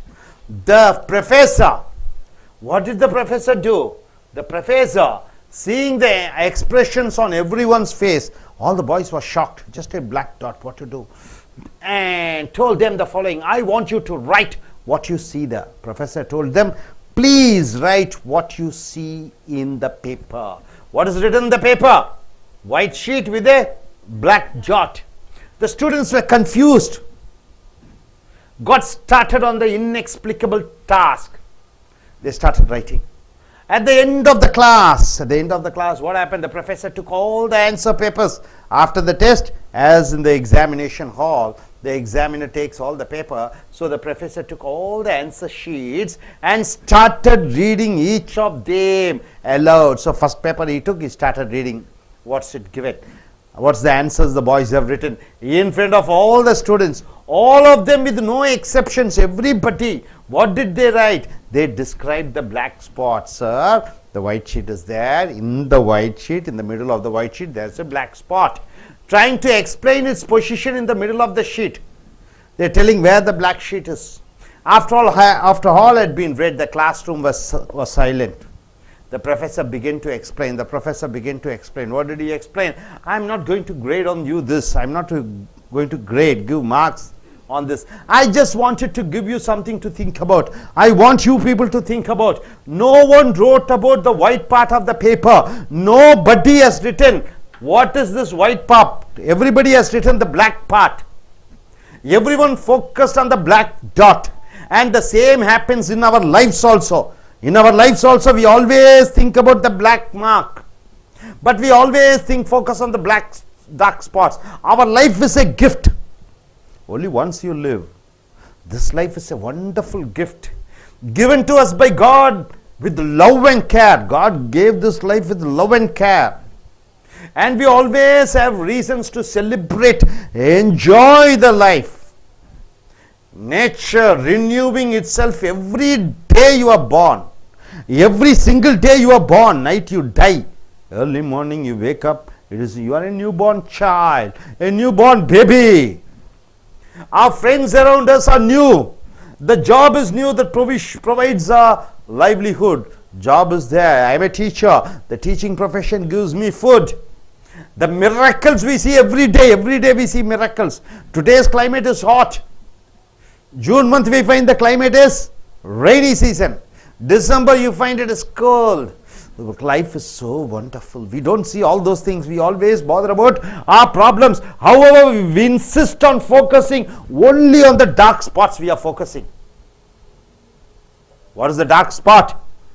The health issues. Oh, I'm not tall, I'm not fat, I'm not fair, I don't look beautiful, I don't look handsome. You're bothered about the health issues that bother us. The lack of money, always bothered about, oh, I don't have a car, I don't have 20,000 salary, 50,000 salary, I don't have money. We are bothered about money.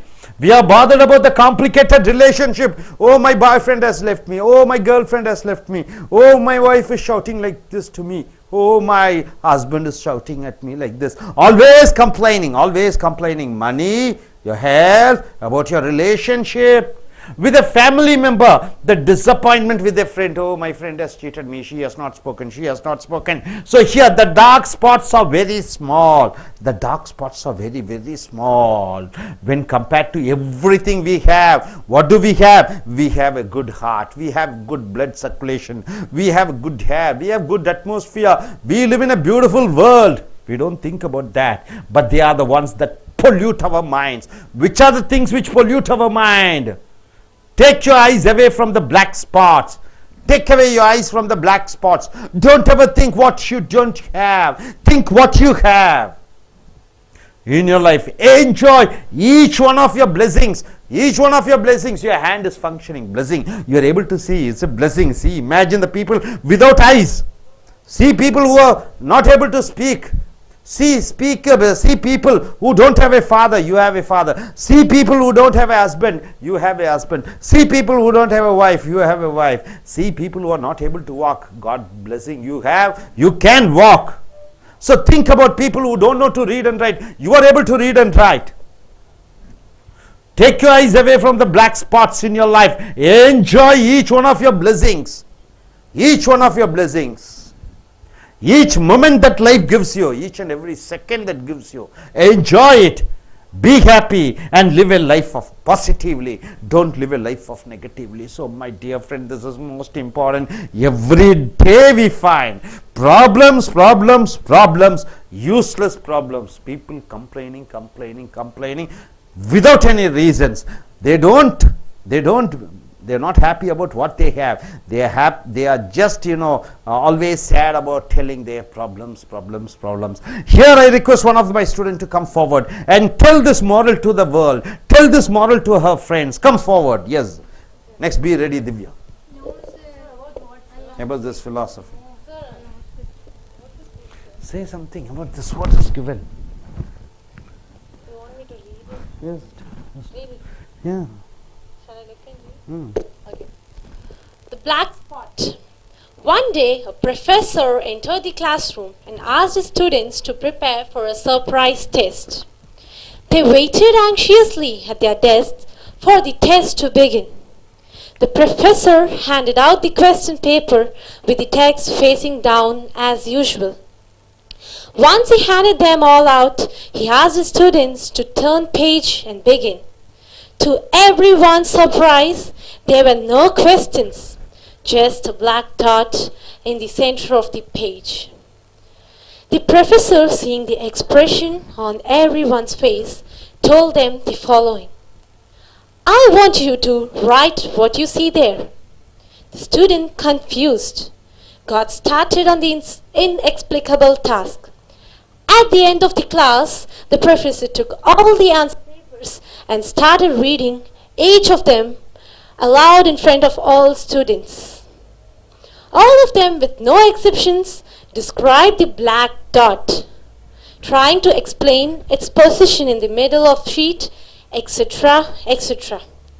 After all had been read, the classroom silent, the professor began to explain. I'm not going to grade on you this. I just wanted to give you something to think about. No one wrote about the white part of the paper. Everyone focused on the black dot. The same happens in our lives. We have a white paper to observe and enjoy, but we always focus on the dark spots. Our life is a gift given to us by God with love and care, and we always have reasons to celebrate. Nature renewing itself every day, our friends around us, the job that provides our livelihood, the miracles we see every day. Point your finger towards the letters and speak. However, we insist on focusing only on the dark spots, the health issues that bother us, the lack of money, the complication relationship with a family member, and the disappointment with a friend, etc. The dark spots are very small when compared to everything we have in our lives, but they are the ones that pollute our mind. Take your eyes away from the black spot in your life. Enjoy each one of your blessings, each moment that life gives us. Be happy and live a life positively. Okay, Amani, what do you understand from this philosophy in short? In short, in a sense, Look at the audience and speak. What do you understand? always we people think, we don't find good things whichever takes place in our life. Always we keep on noticing the negative thought, that is black spots, how they have mentioned here.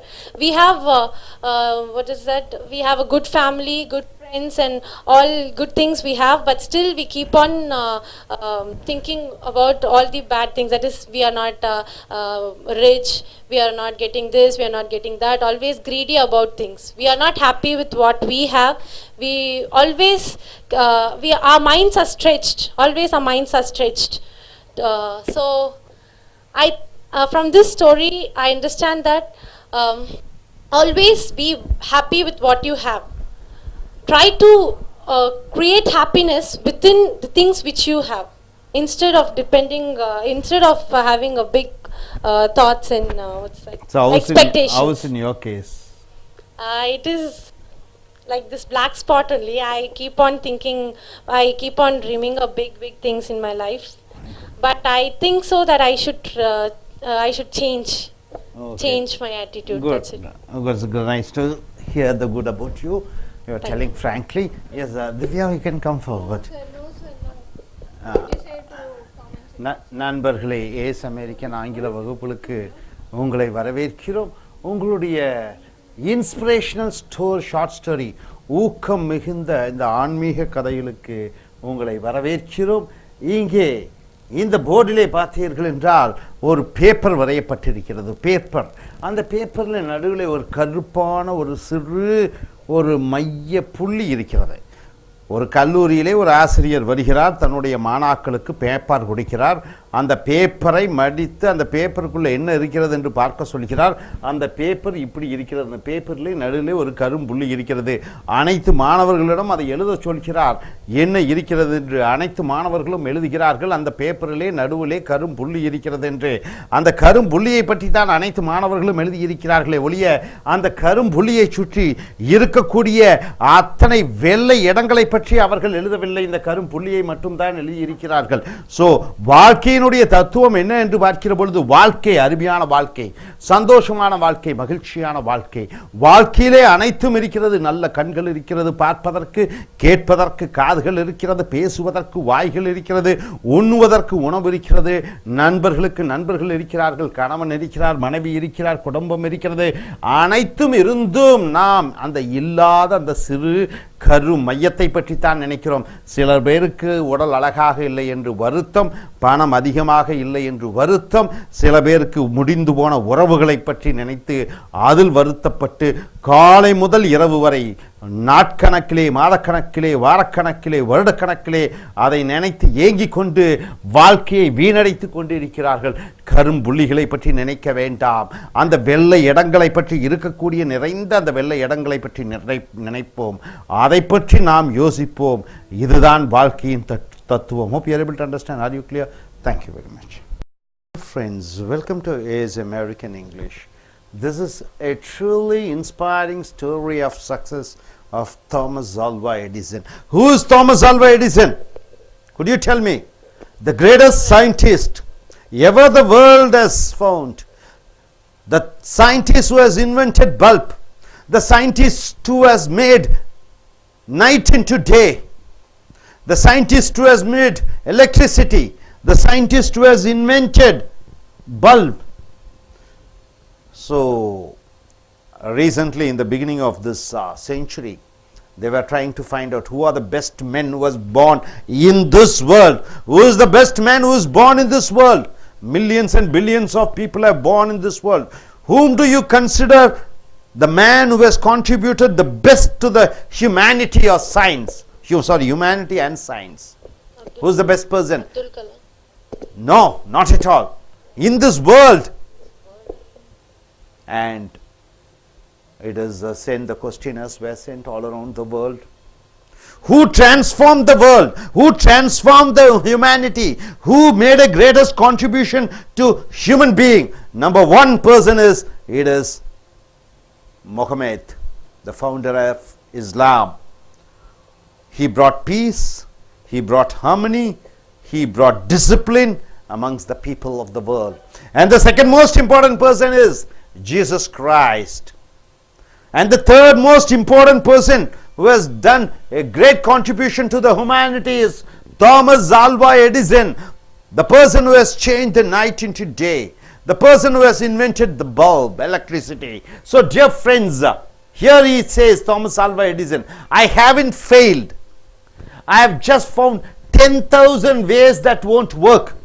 So he invented electricity and bulb when 10,000 times, 9,999 times he failed, and 10,000th time he found the electricity. And some people asked him, what do you think about the 10,000th time you were able to find or invent electricity? And he said, I came to know 9,999 times how I shouldn't do, and 10,000 time I came to know how I should do. This is what his explanation is all about. But behind this successful man, behind this great scientist, there's a hidden story, a tragic story. What is it? One day Thomas Alva Edison came home and gave a paper to his mother. Thomas Alva Edison came to his home. He saw his mother. Mummy, have this paper my teacher has given to you. He told her, my teacher gave this paper to me and told me to only give it to my mother. Mama, my teacher gave me a paper and she told, go and give this paper only to your mother, nobody else. The son says. The mother's eyes were tearful as she read. Mother reads the paper. Tears started coming in her eyes. Mother reads the paper. Tears were rolling in her eyes. The letter, and she read out loud to her son. She told, what did she read? Mother, the boy asked, Mother, what is that written in the letter? Can you read it? Mother said, yes, I will read it. She read it. Your son is a genius. Mother says, the teacher has written a letter and I am going to read it, my son. The letter goes like this. What is that? Your son is a genius. This school is too small for him. This school is very ordinary. Your son is very genius. That is almost at the age of 7 or 8 when he is studying around the 4th standard or 5th standard. Your son is too genius for this school and doesn't have enough good teachers. And it's reads also, there's not enough much teachers to teach your son. Your son is too brilliant for training him. Please teach him yourself. So we can't teach because your son is too brilliant. So teach yourself. This is what the mother reads. She's crying and reading the what's written in the paper. So here the son was quite happy. Okay, I'm so brilliant. So after many years, after Edison's mother died, Thomas Alva Edison's mother died, and now he is one of the greatest inventors of century. The whole world salutes him. The greatest scientist, Thomas Alva Edison, mother died. One day he was looking through old family things. Suddenly he saw a folded paper. He saw the folded paper. He remembered very well. His teacher gave that folded paper. He gave to his mother. He is unable to read, and his mother read out, saying that your son is too genius for us. We are not able to teach.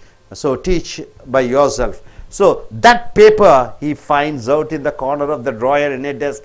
He took it and opened it up. Now he opened it up, because now what's written in the paper? On the paper was written, your son is addled. What do you mean by addled? Your son is mentally disturbed, a mad boy, a mentally disturbed boy.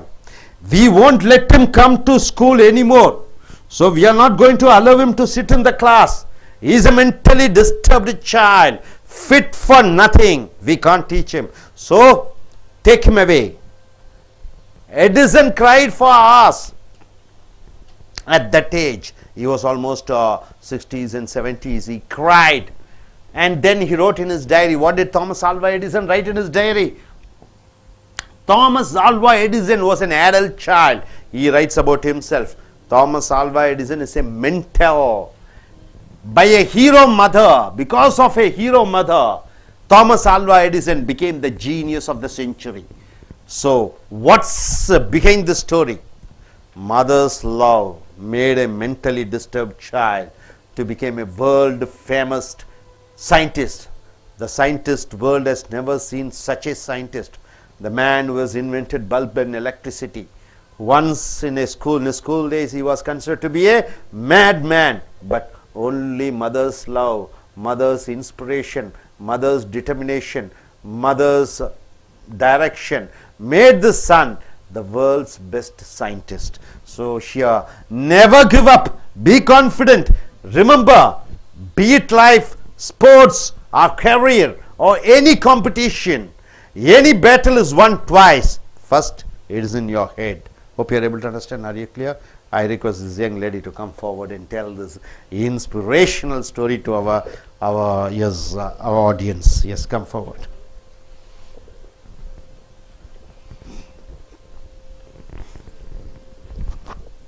Thomas Alva Edison. One day, Thomas Alva Edison came home and gave a paper to his mother. He told her, "My teacher gave this paper. My teacher gave this paper to me and told me to only give it to my mother." His mother's eyes were tearful as she read the letter out loud to her son. "Your son is a genius. The school is too small for him and doesn't have enough good teachers for training him. Please teach him yourself." After many years, after Edison's mother died, and now he is one of the greatest inventors of century, one day he was looking through old family things. Suddenly, he saw a folded paper in the corner of the drawer in a desk. He took it and opened it up. On the paper was written, "Your son is addled, that is mentally ill. We won't let him come to school anymore."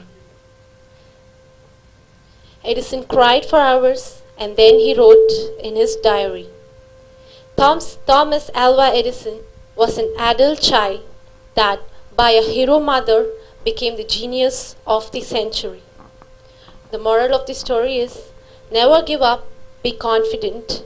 Remember, be it life, sports, career, or any competition, any battle is won twice. First in your head.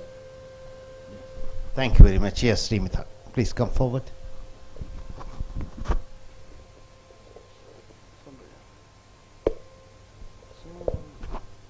A truly inspiring story of Thomas Edison. I haven't failed. I have just found 10,000 ways. Have just found 10,000 ways that won't work out. These are the words of Thomas Edison.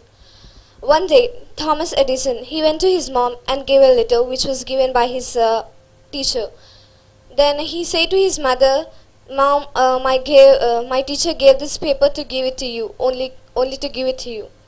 Then the mother reads the paper, and she, by reading that what is written in that paper, her eyes filled with the tears, and her son asks her to read out, and she reads like this. It's written, your child is a genius, so our school is too small to explain him. So you alone teach him. So now by listening this, Edison was so happy, and he feel that he's really so genius. But after a few years, many years, the mother dies, and the Thomas Edison now is a best inventor of the century. And the mother, yes. You're searching for the old things. Yeah, he looks for his all childhood memories. Then he found a paper which was given by his teacher when he was small children in the school. Then he opens it up, and he sees that your Thomas Edison is an adult child. That's nothing but a mentally ill. So he's by seeing that he'll be crying together for many hours, and he'll open his diary and he'll write like this. Thomas Edison was a mentally ill child, but by an hero mother he became an inventor of the century. So the moral of the story is, by the mother's love, even a mentally ill child also he can do many things. He can develop him in many ways. So Thomas Edison was a mentally ill child. Because of his mother, only because of his mother, now he is a inventor of the century. We cannot see any of others like Thomas Edison till now. Good. Thank you. It's a great story. Thanks Shrimitha. நண்பர்களே, Ace American ஆங்கில வகுப்புகளுக்கு வரவேற்கிறோம். உங்களுடைய இந்த மனதை தொடக்கூடிய ஒரு ஆன்மீக ரீதியான மனதை தொடக்கூடிய கடை. So Thomas Alva Edison. யார் தாமஸ் ஆல்வா எடிசன்? மிகப்பெரிய விஞ்ஞானி, இந்த நூற்றாண்டினுடைய மிகப்பெரிய விஞ்ஞானி. மின்சாரத்தை கண்டுபிடித்தவர், மின் விளக்குகளை கண்டுபிடித்தவர், இருளை வெளிச்சமாக்கியவர், இருட்டான இந்த உலகத்தை வெளிச்சத்திற்கு கொண்டு வந்தவர். இவர்தான் தாமஸ் ஆல்வா எடிசன். மின்சாரம் இன்றி ஒன்றும் இயங்காது. இந்த மின்சாரத்தை கண்டுபிடித்தவர் தாமஸ் ஆல்வா எடிசன். மிகப்பெரிய இந்த விஞ்ஞானி, மிகப்பெரிய ஒரு சயின்டிஸ்ட். இவருக்கு பின்னாடி ஒரு சோகமான குழந்தை பருவம் இருந்தது.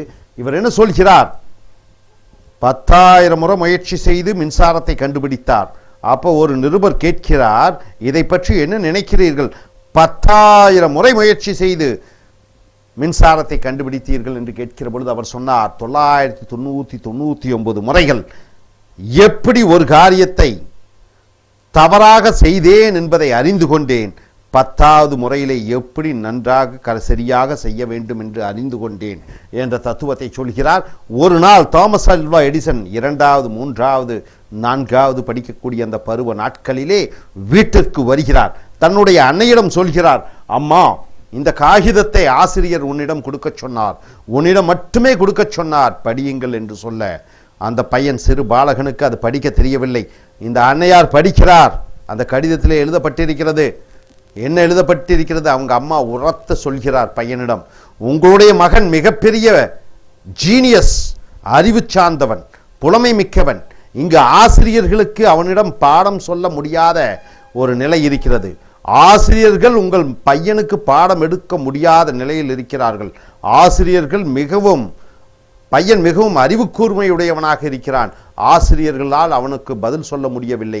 ஆகையால் நீங்களே வீட்டிலே வைத்து பாடம் எடுங்கள் என்று இந்த ஆசிரியர் எழுதியிருக்கிறார் என்று அன்னையார் சொல்கிறார் மகனிடம். மகன் மற்றற்ற மகிழ்ச்சி அடைகிறான். ஆண்டுகள் உருண்டோடுகின்றன. வீட்டிலே இருந்து படித்து பல ஆராய்ச்சிகளை செய்து மிகப்பெரிய விஞ்ஞானியாக, உலகம் போற்றக்கூடிய ஒரு விஞ்ஞானியாக இதுவரைக்கும் எவரும் பிறந்ததில்லை, பிறக்கப் போவதுமில்லை.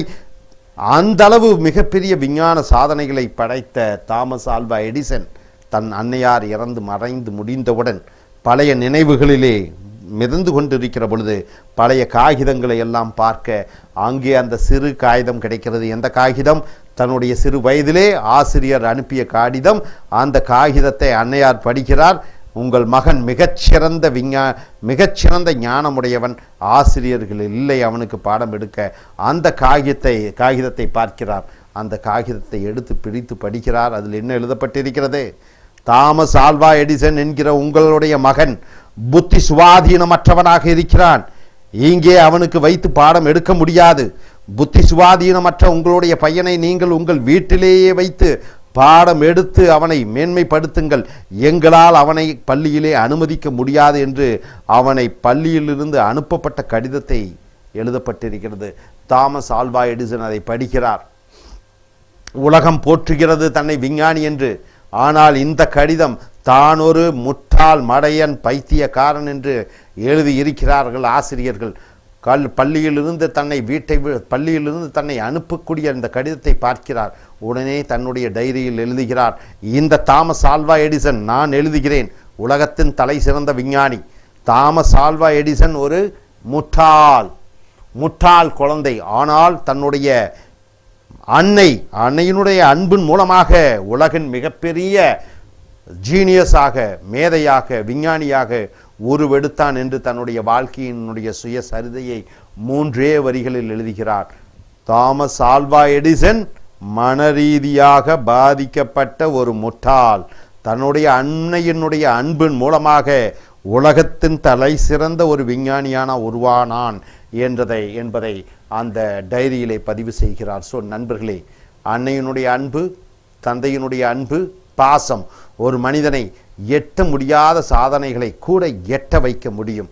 சாதிக்க முடியாத சாதனைகளை கூட வெற்றி கொள்வான். இதுதான் இந்த கதையினுடைய தத்துவம், இந்த உண்மை சம்பவத்தினுடைய தத்துவம். இனி அடுத்து வரக்கூடிய வீடியோக்களில் மற்றவைகளை பார்ப்போம். Thank you very much. Dear friends, welcome to AS American English Center. Take your book. We have come here to the video number 7. The heart-touching story. A philosophical story. A beautiful story. You are taking an example of a pregnant deer. So this story says about what? From morning till night, you learn certain things, certain philosophies, which structures your mind, which shapes your character, which says what is your behavior, how do you behave, and this becomes your destiny. Morning to night, whatever you think, it becomes your word, and whatever the words come out of your mouth, it becomes your action, and the action becomes your behavior and habit, and the habit becomes your character, and the character becomes your destiny. Here is a character of a deer. What the deer does, see here, in the forest, a pregnant deer is about to give birth. A pregnant deer is about to give birth. She finds a remote grass field near a strong flowing river. A strong flowing river is there, a grass is there. She goes there and stands. She needs to give birth to a child. This seems a safe place. This is a safe place for her. Suddenly labor pains begin. The pain starts. At the same moment, dark clouds around the dark clouds were around her above, and lightning starts a forest fire, and a lightning comes and a forest fire catches. She looks to her left. She sees through her left and sees a hunter with his bow extended pointing at her. So on the left side there's a man, hunter with a bow exactly pointing at her. To her right side she spots a hungry lion. A hungry lion is waiting to pounce on her, approaching her. One side a lion is coming, one side a hunter is pointing, and one side lightning fire. The forest is about to get fire, and the river flowing down. What can the pregnant deer do? What can she do? She's in labor. She's in labor means what? She's in the pain. pregnancy and the time to give birth to a child, so she is feeling the pain. What will happen? Will the deer survive? Will the deer survive? Will it be able to cope up? Will it be able to come up? Will she give birth to a fawn? Fawn means what? A young deer. Will it be able to give birth to a fawn? So what happened here? Will the fawn survive? Will it be able to survive? Or will everything be burnt by the forest fire? Or everything will be burnt, including the hunter, including the lion, including everything. What will happen? So here, cloudy sky, forest fire on one side, forest fire, one side hungry hunter is there, in the right side, in the left side hungry lion is there, and down a current, big river, fast flowing river. The pregnant deer is here, about to give birth to baby. This is the situation. Will she perish to the hunter's arrow? Will the hunter, will he able to kill this lion, the deer? Will she die a horrible death at the hands of the hungry lion approaching her? Hungry lion is approaching her. Will she die because the lion may attack and kill the deer? She is constrained by the fire on the one side. One side fire, she is unable to run. And the flowing river on the other side. It is the flowing river, fast flowing river is on the other side. And boxed in by her natural predators. Natural predators, one side hunter, one side the hungry lion. Everything is clubbed. What does she do? What can she do? She focuses on giving birth to a new life. She also has to focus on giving birth to a new child, new baby. And what happens? The sequence of events that follows are, what happens next? What happens next? Lightning strikes and blinds the hunter. One lightning happened and the hunter, he became blind. It attacks his eyes and he becomes blind. He releases the arrow. So because of his blindness and because of the pain, he releases his arrow, which jips past the deer and strikes the hungry lion. So it's almost touched the deer and kills the hungry lion, which is on the other side. So hunter, he aims at the deer, but somehow he misses because of the lightning, and it jips through the deer and goes and kills the lion. So it starts to rain heavily. One side it starts heavily raining, and the forest fire is slowly doused by rain. So the rain able to douse the fire. The deer gives birth to a healthy fawn. So healthy fawn. In our life too, there are moments of choice when we are confronted on all sides with negative thoughts and possibilities. So life is full of negative thoughts. Life is full of negative things. Maybe your father is not right, mother is not right, brother is not right, maybe neighbors are not good, maybe your teacher is not good, maybe you have some physical ailments, maybe because of some politics, something happened. So all the negative things are surrounding you, all the negative possibility things are around you.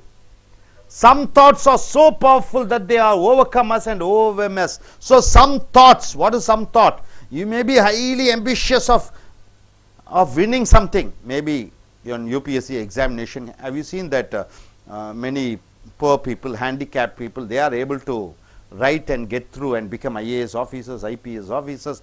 Poor people able to be successful businessmen.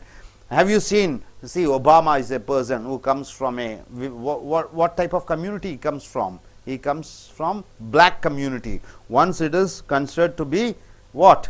They are the slaves, and he was able to be the president of America, right? So he is able to overcome. His thoughts were so powerful that he was able to cross all the negative things and he is able to achieve something. Maybe we can learn from the deer. The priority of the deer. What is the priority of the deer? What is the importance of the deer? What is the duty of the deer at that particular moment, in the given moment, was simply to give birth to a baby. The duty of the deer is to give birth to a baby. The rest was not in her hands. Other things was not in her hands. Any action or reaction that changed her focus would have likely resulted in death or disaster. Suppose she might have thought to do something, she might have died, because she is giving birth to a baby and one side hunter is there, one side lion is there. If she tried something else, she would have died. So her concentration was full on giving birth to the baby, ask yourself, where is your focus? So what's your focus in life is all about? Where is your faith and hope? What is the faith you have? What is the hope you have? In the midst of any storm, do you have any storm coming out, like in your present life, all the problems? So do keep faith on the Creator always. Have faith on the Creator. He will never disappoint you. Never. He will never disappoint you. Remember, he neither slumbers nor sleeps. Slumbers means what? He is lazy, no? He sleeps. So here we are saying he as a God, but here we are saying he has some external force, some external power, some power which has made you to be born in this world, some consciousness. Maybe the duty of the sun is to give light. It gives life. The duty of water is also giving life. The duty of air, giving life. A duty of a tree is to give shade. So each and everybody has a purpose in this planet. So there is a purpose, and the purpose is written by somebody. So remember, he neither slumbers nor sleep. One of the best I have read. So this particular story of pregnant deer giving birth to a child, and she is not bothered about all the negative things happening around it. She is only fully focused on her own duty, her own mission, her own what she has to do. And she gives birth to a baby, and this is what the story is all about. So everybody in your life, you may have problems. So try to overcome and try to focus only on what is the purpose of you are born here, what is the purpose of you to do certain things over there, here in this planet, and you forget all the negative things. So your thoughts and your wish would be such powerful that the negative things will be drowsed. So this is the story. I request one by one to come forward and tell what you are able to understand. Yes, let us start with Emani. Please come forward and tell what you are able to understand. Yes, madam.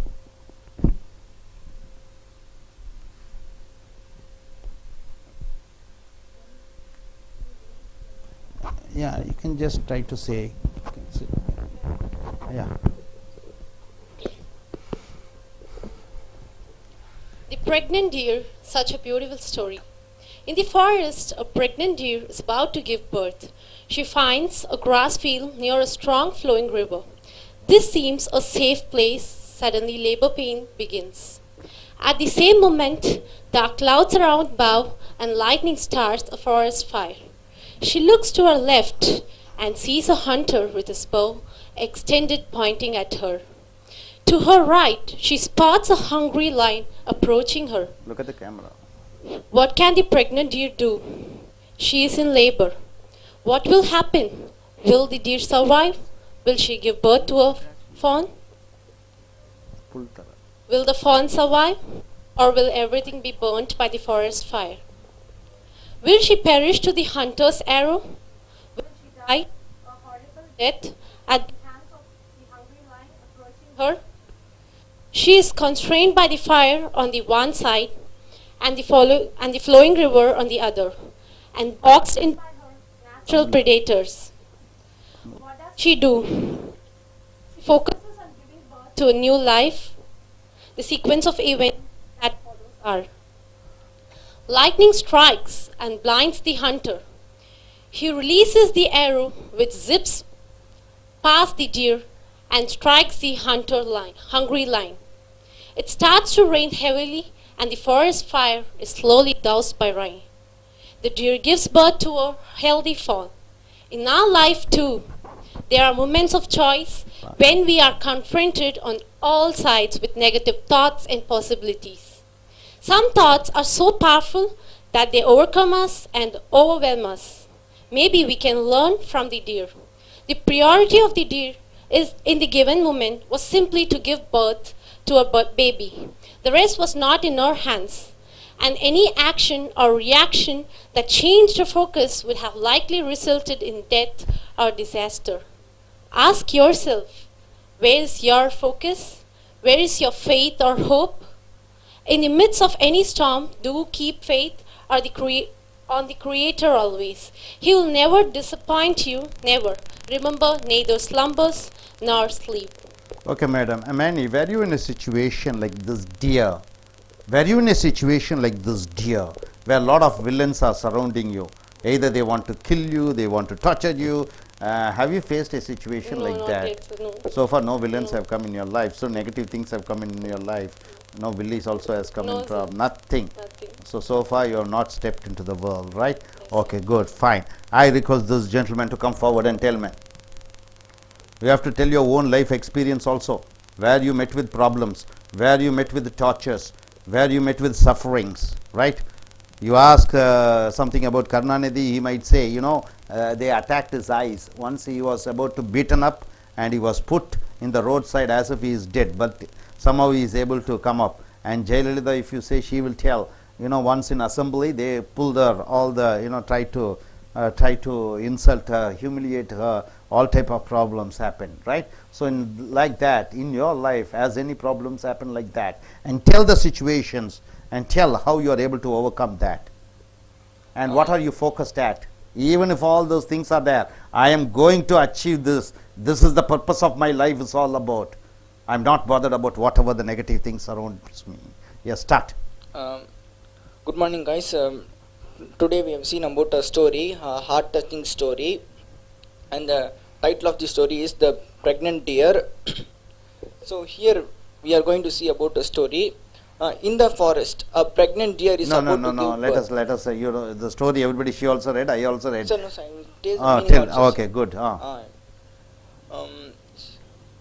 So in a forest, a deer is there. She is about to give birth to a deer, about a young deer, a small deer, and she falls in a situation where at one side she is surrounded by a hungry lion, and the other side she is on the other side there is a hungry hunter, and in the front side there is a river, and the back side there is a forest fire. She is in the middle. Whether she will succeed in giving birth to the fawn or not.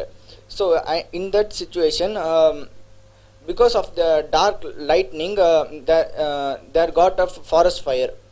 Then after the lightning strikes, suddenly a huge lightning comes, and hunter it comes and hits the hunter. The hunter becomes blind, and he loses his target. The bow hits the hungry lion and it dies. And suddenly it starts to rain heavily. The forest fire it will disappear because of the rain. It is disappearing slowly. Same as now the deer gives birth to a fawn. In our life too, we have so many struggles, negative thoughts, and the will. We should have the will, like the deer. We should have the will. We should overcome that negative thoughts, and we should succeed in our life. So this is the story of the pregnant deer. Thank you. Yes, please come forward. You have to say in short the essence of what it's all about, and tell about your real life experience. You have any negative experiences? Hello friends, I am Akash.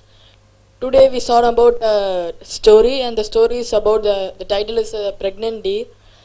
Once in a forest there was a pregnant deer about to give birth to his fawn, and so he went to a safe place in a grassland, and in one side of and right side of his deer there was a hungry lion, and right side there was an hunter, and in front of there was a river, and back side full of forest fire, surrounded full of forest fire.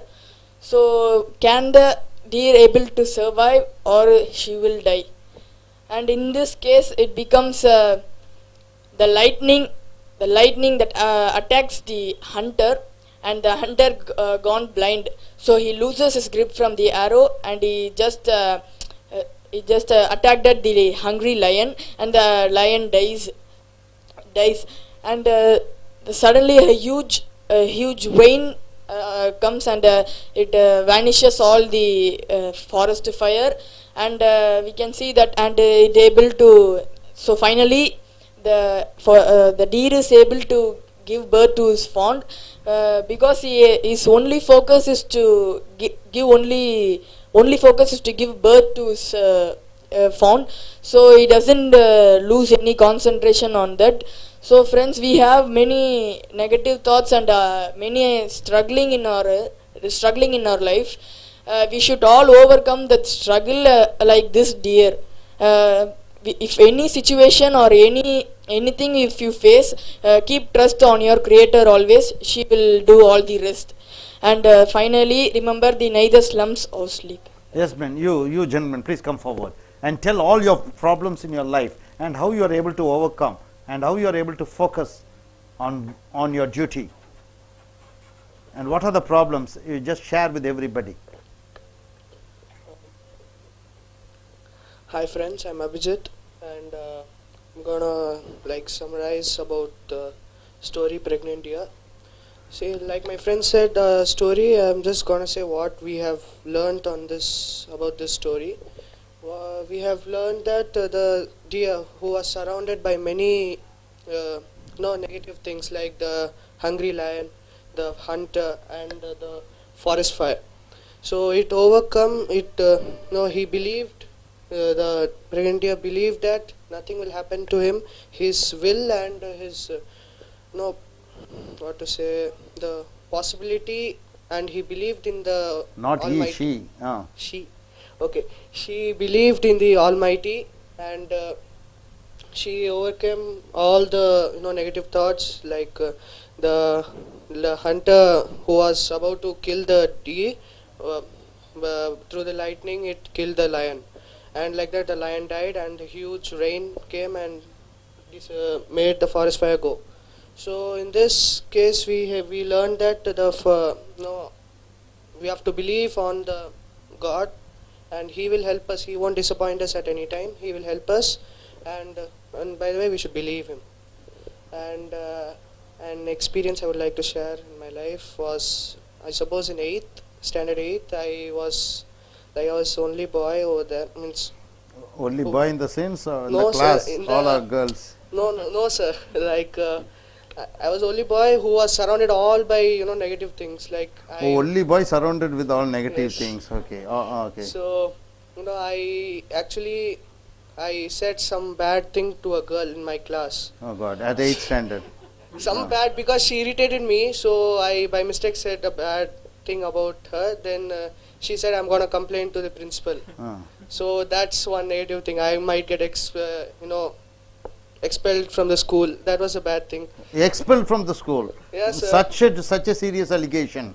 My God, worse than the hunter, worse than the lion. This is something serious. Okay. Then next one was my exams were coming. So you are a male deer, not a female deer. With all these problems. Okay. Examination. Second. Then second was the examinations. Third, I had a seminar to go. So I was scared whether that girl might complain to the principal. Always girls are coming in your life. Yes, Okay. sir. Okay. What to do, sir? Then At this age, too much of tortures with the girls. Okay.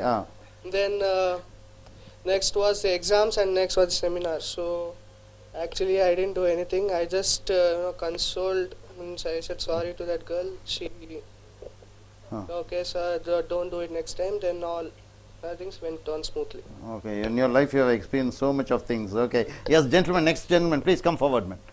Come here. Go up. Be careful with the words. Don't rub the words. Don't scratch the words. In short. Don't touch the board. Hi friends, I'm Vijay.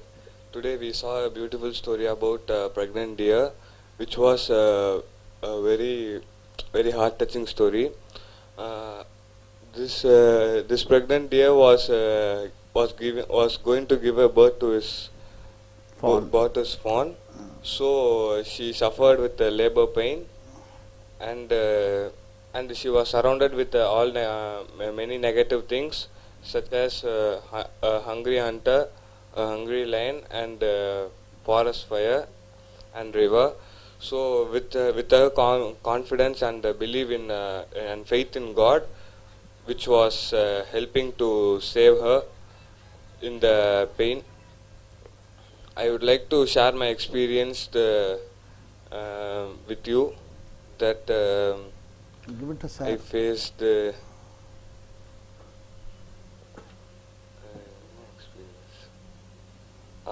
Tell me, tell the experience. 6 months ago, I was absent for school for 1 week. When I was coming to school, I don't know anything about Viva. They conduct in computer period. They conducted Viva. I didn't prepare for it at that time.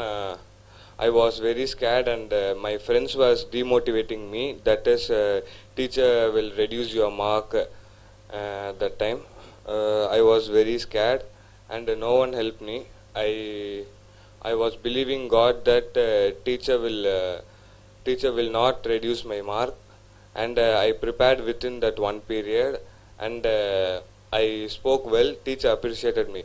So this was my experience about faith in God and my confidence level. Good, good. Thank you. Good. Please come up. Yes, madam. Please come up. Say something and come. Give the mic to her. Go up. Say something.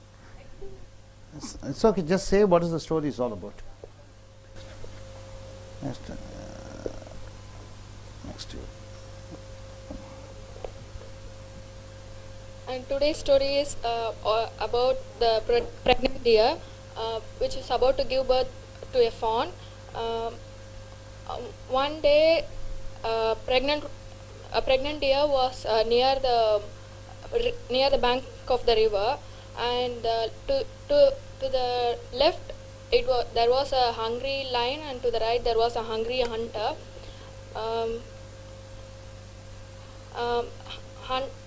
Hunter he is with a bow pointing to the deer, and hungry lion is approaching her. Then in this situation, will the deer survive, or will she give birth to a fawn, or she will die? And the events happened at that time, or the lightning strikes, and the forest fire gets reduced. Then lightning strikes the hunter's eyes, and he becomes blind. Then at that time he lost his control over the bow, and it hits the lion and it gets dead. Then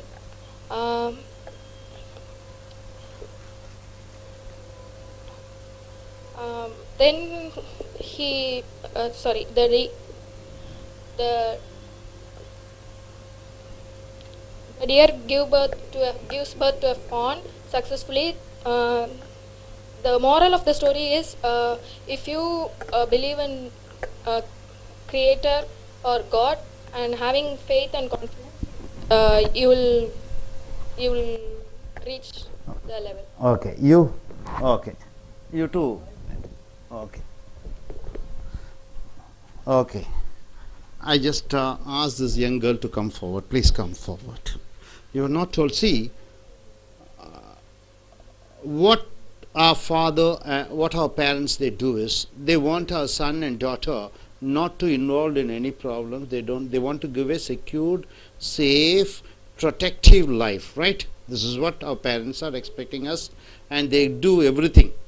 See, a father gives 10,000 rupees to his son who is studying in 8th standard or 9th standard. Is it good or bad? Buys and gives iPhone, 45,000 rupees iPhone. Is it good or bad? He buys a bike and gives for 1 lakh. Just that day this fellow was having 2 lakh worth of, watch. Is it good or bad? When you give all these comforts at the young age, when they don't know the value of that, is it good or bad? They should suffer. They should undergo the pain. Everybody should experience these type of situations. So these situations make a person more matured. There comes one Rajinikanth, there comes one Modi, There comes one successful person. When he undergoes sufferings, he becomes a noble-hearted person. He becomes highly matured and successful person. Yes, madam, could you tell me your experience regarding, have you faced real experience? Yes. Okay, you can say. Okay, I would like to tell what is faith. Actually, faith is like a small lamp in a dark forest.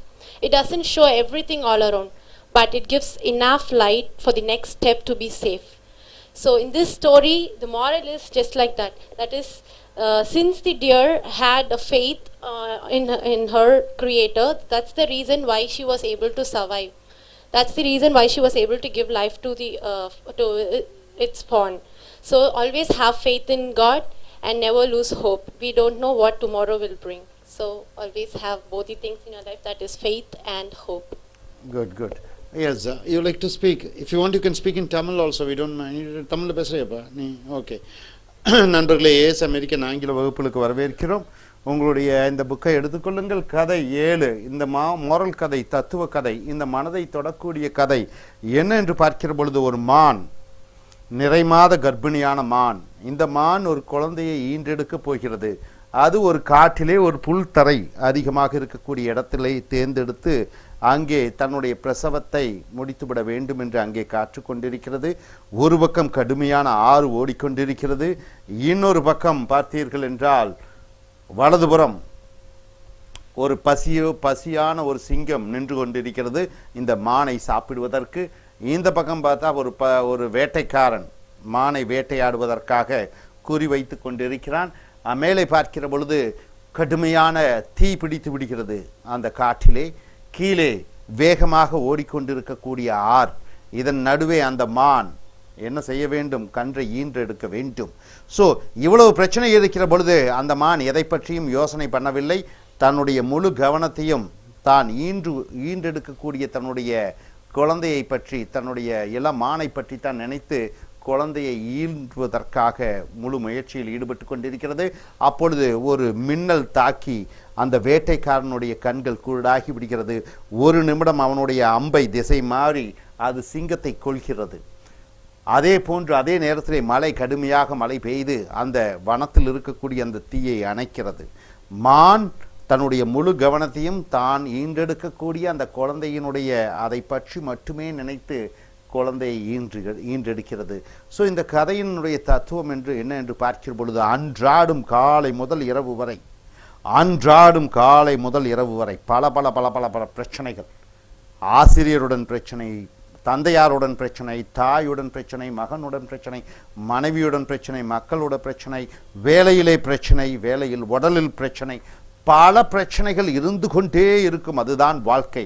ஆனால் எதில் நீ தீவிரமாக கவனம் செலுத்துகிறாயோ அதிலேயே கவனம் செலுத்துகிற பொழுது உன்னுடைய ஆற்றல், சிந்திக்கக்கூடிய, நினைக்கக்கூடிய, உன்னுடைய லட்சியத்தின் மேல் இருக்கக்கூடிய அந்த தீவிர ஆற்றல் அத்தனை முன்னுடன் சுற்றி இருக்கக்கூடிய அத்தனை எதிர்மறை விஷயங்களையும், அத்தனை நெகட்டிவ் விஷயங்களையும், அத்தனை எதிரிகளையும் அழித்துவிடக்கூடிய சக்தியை அந்த உன்னுடைய நினைக்கக்கூடிய ஆற்றல் பெற்றுவிடும்.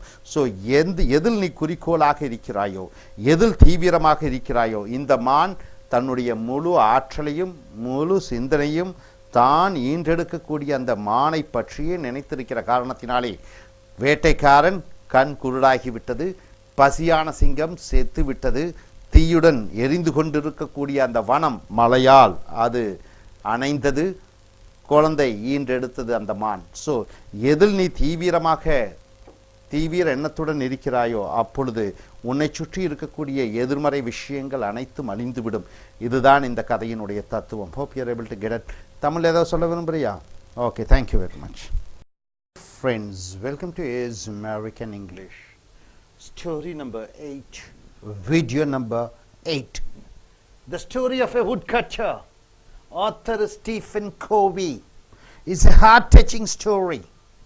Why people are failing, why people are not able to be successful, why people they lose and get defeated.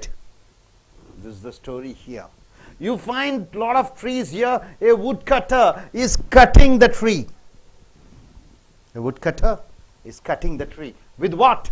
Axe is there, right, sir? So, let us see what the story is all about. Once upon a time, a very strong woodcutter asked for a job in a timber merchant, and he got it. He went to ask, please give me a job. He got it. Where? In a timber shop. This pay was really good. Salary was very good. And so was the work condition. Work condition is also good. Payment also is good. For those reasons, the woodcutter was determined to do his best. So the woodcutter thought, okay, I will do my best. His boss, the owner of the timber mart, gave him an axe. He gave him an axe and showed him the area where he is supposed to work. He showed the forest, cut down the trees. The first day, the woodcutter brought 18 trees. He cut it off. How many trees? 18 trees first day. Congratulations. Who told? The boss said, go on the way, carry on. Congratulations, woodcutter. Today you have cut 18 trees. Congratulations. Very motivated. He was very proud by the boss' words. The woodcutter tried harder the next day. He worked more hard. But he could only bring 15 trees. Only 15 trees first day. First day 18 trees. Second day only 15 trees. The third day. So first day 18 trees. And the second next day only 15 trees. Third day he tried even harder. But he could bring only how many trees? 10 trees. First day 18 trees. Second day 15 trees. Third day only 10 trees. Day after day, every day he was bringing less and less trees. Day by day it is reducing. First day 18. Second day 15. Third day 10. Then 5, 4, 3. It is coming down. Daily it should improve, but daily it is going down. What is the reason? He says, I must be losing my strength. He thinks, okay, I am losing my strength. No power in the body.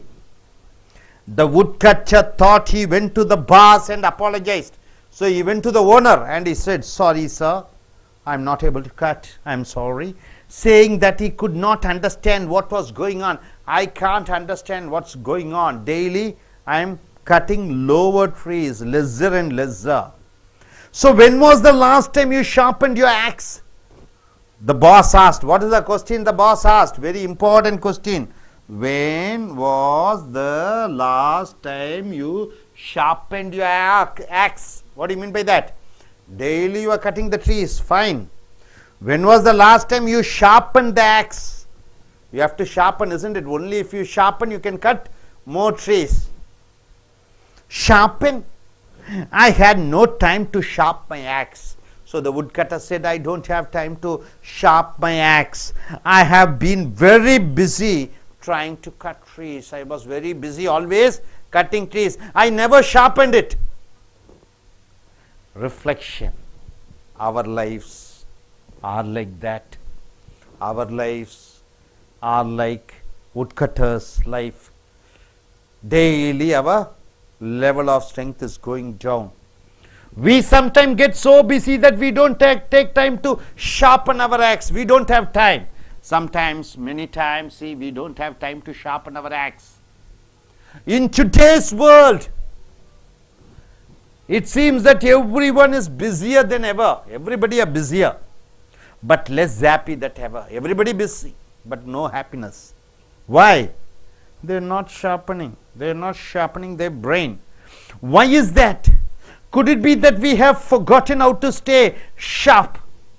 We have forgotten ourselves to stay sharp in the brain. There is nothing wrong with the activity and hard work. You do work. You do hard work. But we should not get so busy that we neglect the truly important things in life. Very important things in life we should not forget. What are they? Like our personal life. Concentrate on our personal life. Be with your family. take care of your son and daughter. Have fun with them. Taking time to get close to our Creator, God. Do you go to temple? Do you go pray to God? Giving more time to our family. Do we give more time to our family? We are not giving time to our family. Taking time to read. Do you take time to read? We never read. So we have become so busy that we are not spending much of our time with our family. We are not spending much of time to read. We all need time to relax. Everybody need time to relax, isn't it? To think and meditate, we have to have time to think and meditate. To learn and grow, we have to have time to learn and grow. If we don't take time to sharpen the axe, the mental sharpness you should always make. Otherwise, it will lead to divorce. Otherwise, it will lead to your job getting dismissed from the job. Otherwise, they will dismiss you.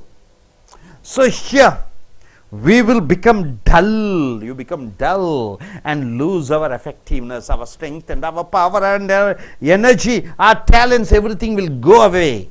So you need time to sharpen your brain, right? So hope you are able to understand. So one woodcutter, he got a job. So he went for work. He started cutting trees. First day he cut 18, 15, 10. Slowly it is reducing. He went and asked his boss. Boss asked him, when did the last time did you sharpen the axe? He told, I forgot, I'm very busy.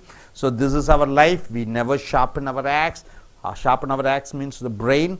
We don't read, we don't listen to latest things, we don't update ourselves, we don't spend much of our time with family members. We always spend time thinking that we are busy and spoiling our life. This is what today's world is all about. So the reason for all the problems is we are not sharpening our axe. Hope you are able to get it. I request this young lady to come forward and tell what she is able to understand from this moral.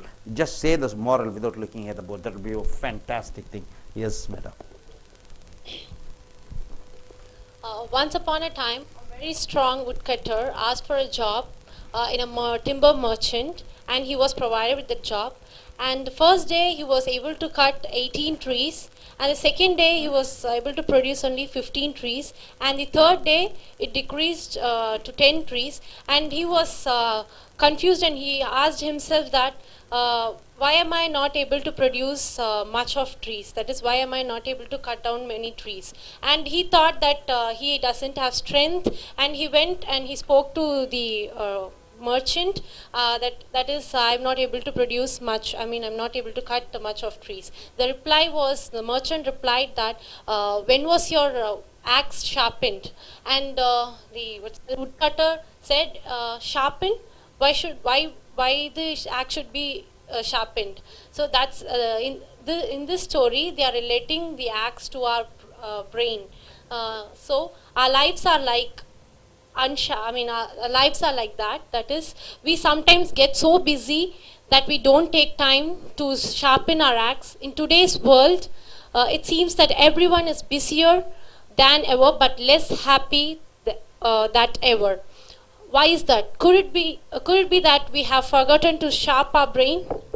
There's nothing wrong with activity and hard work, but we should not get so busy that we neglect the truly important things in life, like our personal life, taking time to get close to our Creator, giving more time to our family and friends, and we need to sharpen our brain. Then what else? If we don't take time to sharpen the axe, we will become dull and lose our effectiveness. Good. Thank you very much, Hamani. I request, we have a foreign dignitary over here. Please come, sir. Please come. And his wife speaks beautiful Tamil. She came here to India, and within 1 year's time she is able to speak fluent Tamil. So I request the gentleman to tell what he is able to understand, either in English or in Japanese. Yes, sir. You can look at the camera and speak either in English or in Japan. Anything as you wish. Yes, your language. Anything. Yes. Oh, Japan is okay. Look at the camera and speak. Japanese. Ah. Okay. ある日、カッティングマシン、木こりは、木を倒してました。で、木こりは18トリ18本、ファーストで18トリ18本を倒し、彼のボスからコングラクレーションおめでとうと言われました。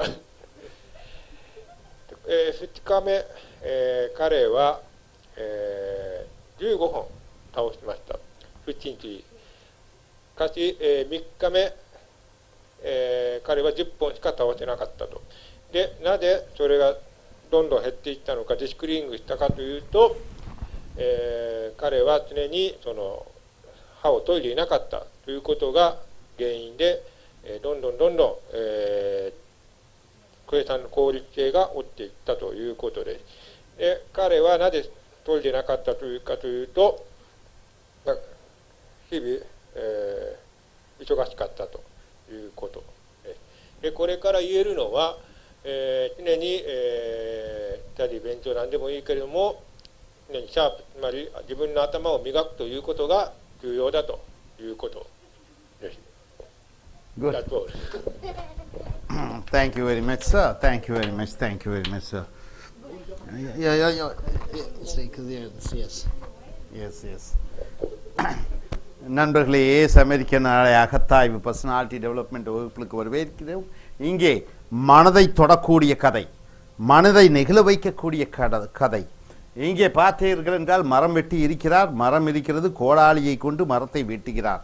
இந்த கதை என்ன சொல்லுகிறது என்று பார்க்கிற பொழுது, ஒரு மரம் வெட்டி தனக்கு வேலை வேண்டுமென்று ஒரு டிம்பர் மர அறுவை மில்லுக்கு சென்று வேலை கேட்கிறான். அந்த நில அதிபரும் மர அதிபரும் மரத்தை வெட்டுவதற்கு இவருக்கு அனுமதி வழங்குகிறார். இந்த மரம் வெட்டி தினமும் சென்று மரத்தை வெட்ட காட்டுக்கு செல்கிறார். முதல் நாள் 18 மரங்களை வெட்டுகிறார், இரண்டாவது நாள் 15 மரங்களை வெட்டுகிறார், மூன்றாவது நாள் 10 மரங்களை வெட்டுகிறார், 4, 5, 6 என்று படிப்படியாக மரங்களின் வெட்டப்பட்ட மரங்களுடைய எண்ணிக்கை குறைந்து கொண்டே வருகிறது. சோகமானார் மரம் வெட்டி, ரொம்ப மனம் வேதனை அடைந்தார். தன்னைத்தானே கேட்டுக்கொண்டார், என் உடல் வலிமை குறைந்து விட்டதா என்று. நில அதிபரிடம் சொல்கிறார் தன்னுடைய வேதனையை. நில அதிபர் சொல்கிறார், நீ இறுதியாக கடைசியாக எப்பொழுது உன்னுடைய கோடாரியை கூர்மையாக்கினா என்று. கூர்மையாக்குவதா? இந்த மரம் வெட்டி சொன்னார், எனக்கு அதற்கு நேரமே இல்லையே, காலை முதல் மாலை வரைக்கும் மரம் வெட்டி கொண்டே இருக்கிறேன், எனக்கு இந்த கோடாரியை கூர்மைப்படுத்துவதற்கு எனக்கு நேரம் இல்லை என்று சொல்கிறார். இதுதான் நம்மளுடைய வாழ்க்கையினுடைய அன்றாட தத்துவம். அன்றாடம் நாம் என்ன செய்கிறோம்? வேலை செய்கிறோம், உழைக்கிறோம், கஷ்டப்படுகிறோம். ஆனால் நாம் நம்மளுடைய புத்தியை கூர்மையாக தீட்டுவதில்லை. வேலை என்று குடும்பத்தை மறந்து விடுகிறோம், வேலை என்று மனைவியையும் குழந்தைகளையும் மறந்து விடுகிறோம், வேலை என்று நம் உடல் ஆரோக்கியத்தை மறந்து விடுகிறோம், வேலை என்று உலகத்தில் இருக்கக்கூடிய பொது விஷயங்களையும் இயற்கை காட்சிகளையும் மலை பிரதேசங்களையும் கடவுளையும் புஸ்தகங்கள் படிப்பதையும் இத்தகையான விஷயங்களை மறந்துவிட்டு சதா வேலை என்று இருக்கிற பொழுது நம்மளுடைய உடல் மனம் அனைத்தும் என்ன ஆகிவிடுகிறது? தேய்மானம் ஏற்படுகிறது. முந்தையைப் போல வேலை செய்ய முடியவில்லை. ஒரு வயது ஆக அந்த அனுபவம் அந்த தொழில்நுட்பமும் வளர வேண்டுமே ஒழிய அது குறையக்கூடாது. ஆனால் இங்கே குறைந்து கொண்டே வருகிறது. என்ன காரணம் என்று பார்க்கிற பொழுது நாம் நம் புத்தியை தீட்டுவதில்லை. இதுதான் இந்த கதையினுடைய காராம்சம், இதுதான் இந்த கதையினுடைய தத்துவம், இதுதான் இந்த கதையினுடைய வாழ்க்கையினுடைய முக்கியமானது. அன்றாடும் நாம் நம்மை நாமே தீட்டிக் கொண்டிருக்க வேண்டும், புத்தியையும் நெறிகளையும் மனதையும். இதுதான் இந்த கதையினுடைய தத்துவம். இனி அடுத்து வரக்கூடிய வீடியோக்களில் மற்றவைகளை பார்ப்போம். Thank you very much. Dear friends, welcome to AS American English Center. You are coming here for the story telling session.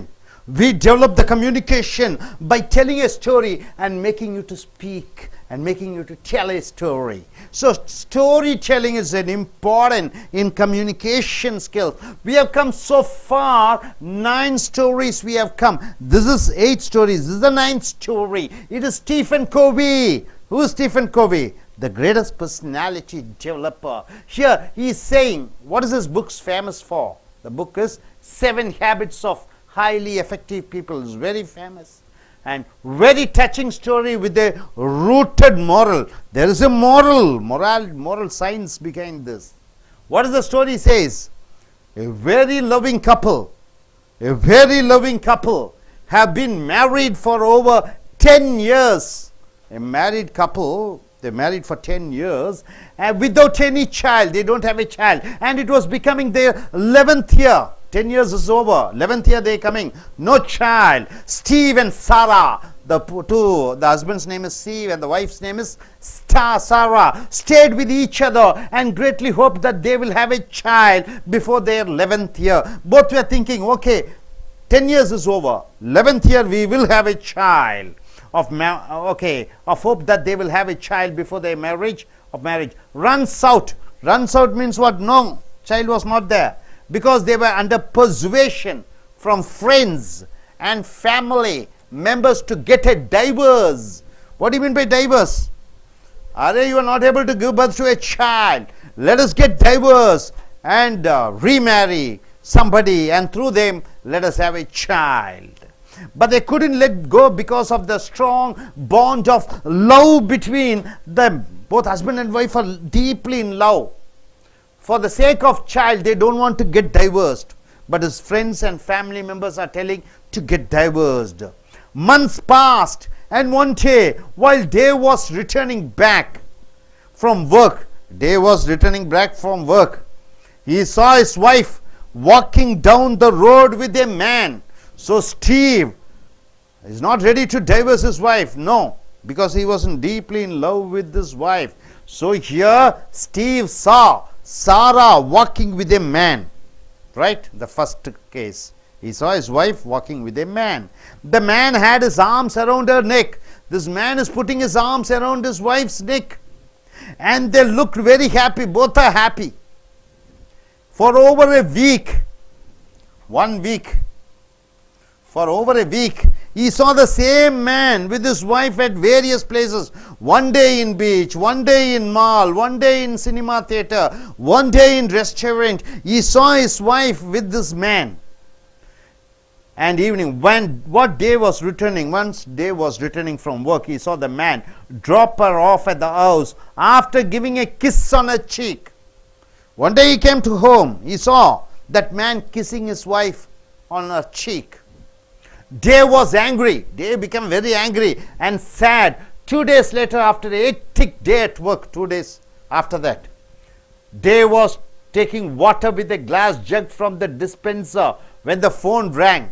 So when the dispenser, he got a phone call. What is that? He picked it up and the person said, in his home, landline phone, he gets and phone is ringing. He takes the phone. He hears, hello dear. Somebody is thinking that it is Sarah and speaking. Hello dear, I'll be coming to your house this evening to see you as promised, I hope. So I will come to your home as I have promised. Who says? Steve says. Then what happens? Dave, what did he do? He hung up the phone.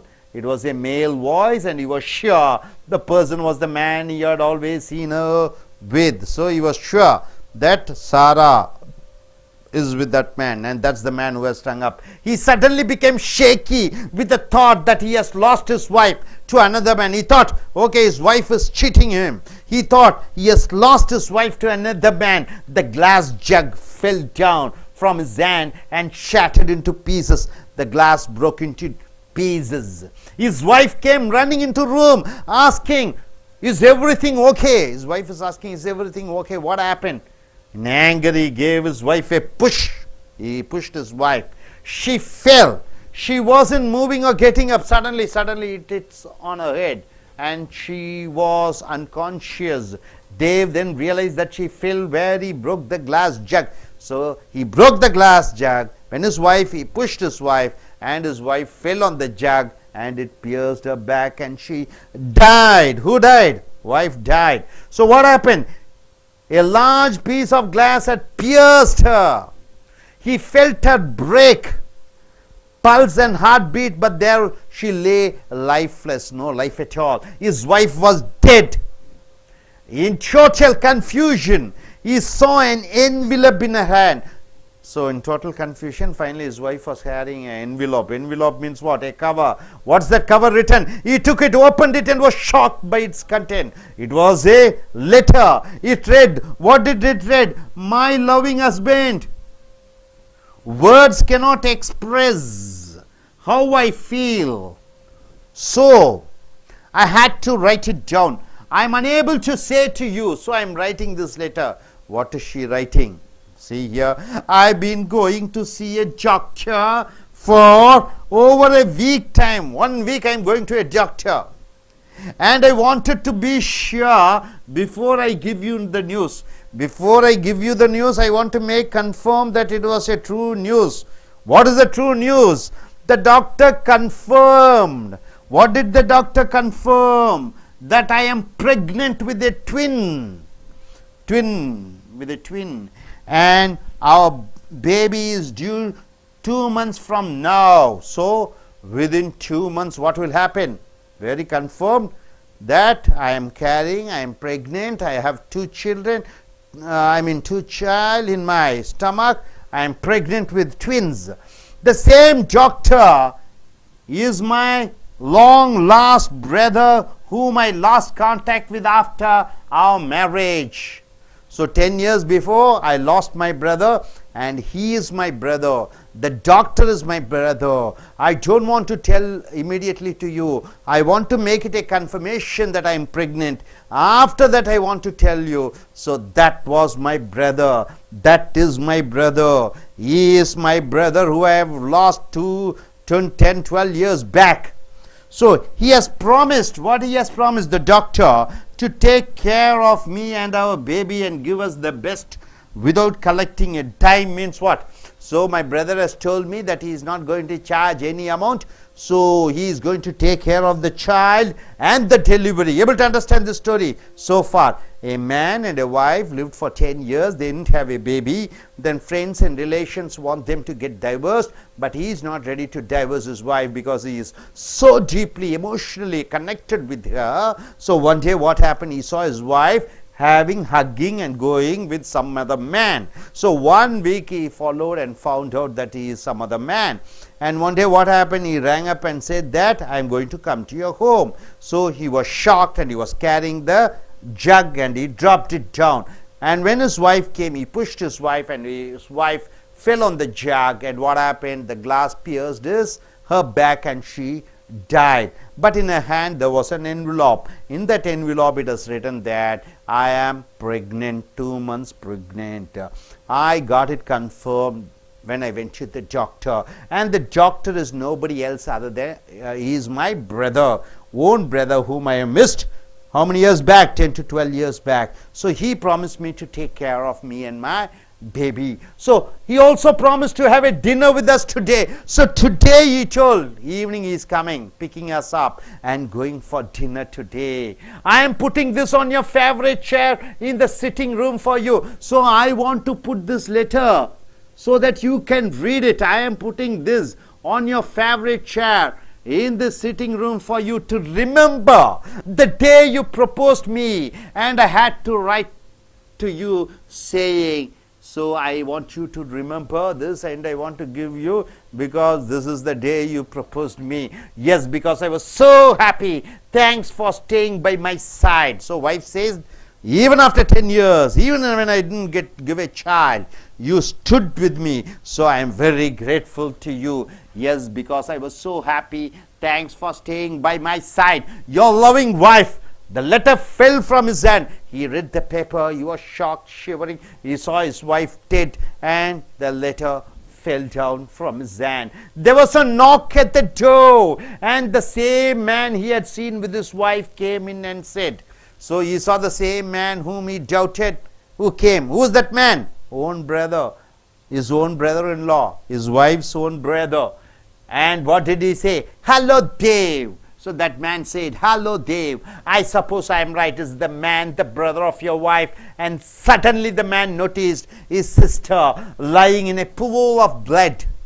So he rushed her to the hospital and she was confirmed dead. It was confirmed dead. Her twin baby gone. She also died and the twin baby also died. So we shouldn't be too quick to take unnecessary actions in our relationships or marriage. What do you mean by relationship?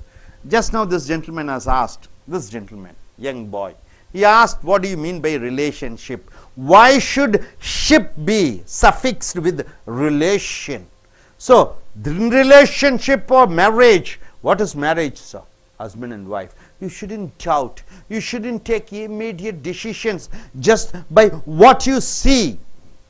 When we have in question our partner or spouse on what we saw or heard about them. So, whenever you hear something about your wife, something about your husband, something about your lover, something about your boyfriend or something about your girlfriend, speak to them. Don't immediately take a decision by what others are saying, partner, spouse, on what we saw, heard about them. Each of us have our faults. Everybody have our own faults. We shouldn't be too fast to decide the judgment of the other. You shouldn't be, you judge others. Have you thought of that thing you're doing wrong that no one sees? Not everything you see, hear or believe about someone is true, right, sir? So whatever you see, whatever you hear, whatever you feel is not the truth at all. So you have to inquire, you have to speak with them. So you shouldn't come to a conclusion. So moral of the story, always learn to control yourself under any condition or situation. Able to understand? You are a girl. You see your boyfriend or a lover or your wife, husband with some other girl, immediately don't think bad about him. If he is a man, husband or lover, if you are with some other man, and he shouldn't think bad about you, right? So always learn to control yourself under any condition or situation, irrespective of what you have heard or seen. You never can tell. Can you? Please leave a comment if you have anything to contribute. You can also share the story using any of the sharing tools below with your friends. So dear friends, what is the moral of the story? Never doubt. Never come to a decision. Never believe what you see. Never believe what you hear. So come to a judgment only when you speak with the concerned person and come to a conclusion. Till then, whatever you see is false, whatever you hear is false. So with this moral behind the story, I request this gentleman to come forward and tell what's he able to understand in short. Look at the camera and speak. Yes? Sir, who is Stephen? Stephen Covey is an author. Steve is husband. Huh? Steve is husband or Steve is husband, Sarah's wife. Then who is Dave? Steve Dave. His name is Dave. Steve Dave. Doctor name? No. Max. Okay, it's okay. Continue. Hi friends, I am here to give a heart-touching story about a loving couple. They are lived a loving couple who are in deep love. They were in a married life for more than 10 years. After 10 years, they didn't have a child. They were in a very sad situation. They felt into the 11th, ending to the 11th year. They will confirm they will have a child. But many of them, the relations, even parents told them to get divorced, but they were not getting divorced, and because they were in a deep love, they asked them to be. The others asked them to be get divorced, but they weren't. One day his husband saw that his wife were going with some other guy. He just leave it, but for the past 1 week fully, he followed him, but he saw his wife with the same guy for more than a week in many places like beach, restaurant. And one day he saw his wife, the guy who's near his wife, putting his hands over his shoulder, neck, hugging. It seems they were so happy. The husband felt very sad. the same repeated for the past 1 week. One day, the husband Steve was in his home. There, he picked up a jar full of water. One phone rang up immediately. He picked up. It was the same guy saying, "Hello, dear. I will come to your house as I promised." The day, Steve was very upset and he was very shocked about to hear it. At the moment he left the jar down and the jar broken into pieces. At this moment his wife Sarah came to him. "Any problem, dear? What can I? Is anything is wrong?" Steve was in a very bad mood and he shouted at her, and he was in anger. He pushed over there. Sarah fell down and he felt unconscious. Steve came near to her and saw what happened. Sarah was dead because she fell to over the glass pieces which are broken. And she had a letter in her hand. Steve went near it and opened the letter. It was stating that the last 1 week she had gone to a doctor, which the doctor is brother, whom he lost before the past 10 years, and he was to be confirmed that he was pregnant. She had gone for a past 1 week full of tests and to have a sure news about her pregnant. Steve was very shocked to hear that. And she waited for the past 1 week to tell us have to confirm and tell his news to her husband. And it was the right time to give the letter to his husband, because it was the day which he was proposed to, the same day. And it was stating that his brother, who had been lost for 10 years, is also a doctor, and he will give this free treatment and no cost for the pregnancy, because she will love her sister as he much. Today he was going to come to his house and visit his husband. Steve was very shocked for that. He left the letter. The letter fell down. He has made many mistakes thinking about bad about his wife. We should not judge something other people says about whom we love very much. The people whom we love the most will you are the most. Good. Excellent, sir. Sir, you will be in a situation. Please take your mic. You have a girlfriend for you? Girlfriend? No. Okay, suppose, imagine, you have a girlfriend, right? Suppose if she speaks with somebody, will you get angry? At the moment I will be Angry, okay. But I will really ask her. You will ask her. So you will come to a judgment only after inquiring, right? So immediately you won't take a conclusion, right? Decision. Suppose you are with your girlfriend, somebody else, some other girl. Suppose, imagine. So what type of girl you like to have? Somebody who is very possessive about you. She comes and fights. Why should you speak with some other girl? Or something who is broad-minded, who says, okay, it's fine. Yes, in this present world everything is fine. So what type of girl you expect? Something broad-minded, something possessive. Broad-minded. She should accept. That's what the modern girls are. Yes, I request young lady to come forward and tell what exactly your thoughts, your ideas about this particular story about the possessiveness of love. Yes, and he kills his wife, right, because of sudden what emotions she was carried. So what is your opinion, right? According to me, he shouldn't have done that. Instead of believing some third person, he should have believed his wife, and he should have. No, he has not believed third person. He has seen somebody else, some other man. Instead of that, he could have just get clarified with her. He should have inquired to his wife what exactly it's all about. That's what your so what type of husband you like to have? Somebody who's very possessive, or somebody who's liberal, who's neither possessive nor liberal. Neither possessive, in between. Okay, very good answer that you have. You are able to understand the story a bit. Okay, நண்பர்களே, Ace American ஆங்கில வகுப்புகளுக்கு வரவேற்கிறோம். உங்களுடைய இந்த ஆன்மீக கதைகளை பாருங்கள். ஒரு கணவனும் மனைவியும் 10 ஆண்டு காலமாக ஒருவர் இன்பமாக, சந்தோஷமாக, மகிழ்ச்சியாக வாழ்ந்து கொண்டிருக்கிறார்கள். அவர்கள் வாழ்க்கையிலே ஒரே குறை, அவர்களுக்கு குழந்தை இல்லை. அவர்களுடைய பெற்றோர்கள் வற்புறுத்துகிறார்கள், துன்புறுத்துகிறார்கள் அவர்களை ஒருவருக்கொருவர் விவாகரத்து செய்து கொண்டு மறுமணம் செய்து கொள்ள வேண்டும் என்று.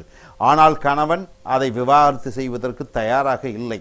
இப்படியே நாட்கள் சென்று கொண்டிருக்கிற பொழுது அவன் மனைவியின் மேல் அந்தளவு அன்பையும் மனைவிக்கு கணவன் மேல் அந்தளவு பாசத்தையும் ஒருவர் அன்பாலும் பாசத்தாலும் பிணைந்திருக்கிறார்கள். ஒரு நாள் என்ன ஆகிவிட்டது, இந்த கணவன் பார்க்கிறான் தன்னுடைய மனைவி இன்னொரு ஆடவர்களுடன் சென்று கொண்டிருப்பதை. சினிமா தியேட்டரில் பார்க்கிறான், ஹோட்டலிலே பார்க்கிறான், பீச்சிலே பார்க்கிறான்.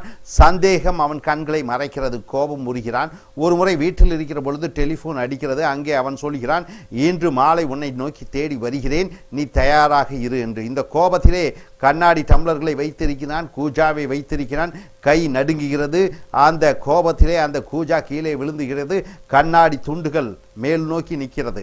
மனைவி வருகிறாள், என்ன ஆகிவிட்டது என்று இவன் கோபத்துடன் மனைவியை தள்ள, மனைவி அந்த கண்ணாடி துண்டின் மேல் விழுந்து அது அவனுடைய இதயத்தை கூர்மையாக்கி கிழித்து விடுகிறது. அவள் இறந்து விடுகிறாள். கணவன் அந்த நேரத்திலே மணி அடிக்கிறது.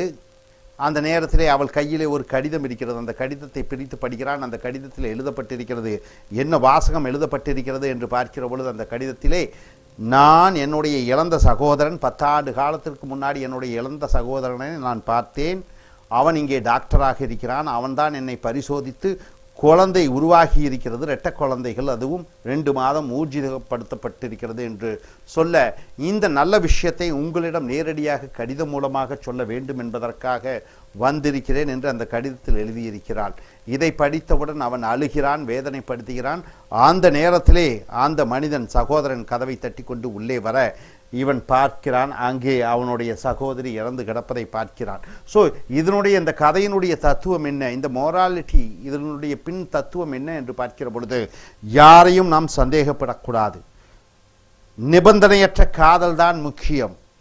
ஸோ கண்ணால் பார்ப்பதும் போய், காதால் கேட்பதும் போய், தீர விசாரிப்பதே மெய் என்று சொல்லக்கூடிய அந்த தமிழனுடைய பழமொழியை ஏற்றவாறு தீர விசாரிக்க வேண்டும். ஸோ உறவு முறைகளிலே உணர்வுகளும் உணர்ச்சிகளுமால் உந்தப்பட்டு சில தீய விஷயங்களை நாம் செய்யக்கூடாது. இதுதான் இந்த கதையினுடைய தத்துவம். இனி அடுத்து வரக்கூடிய வீடியோக்களில் மற்றவைகளை பார்ப்போம். Thank you very much.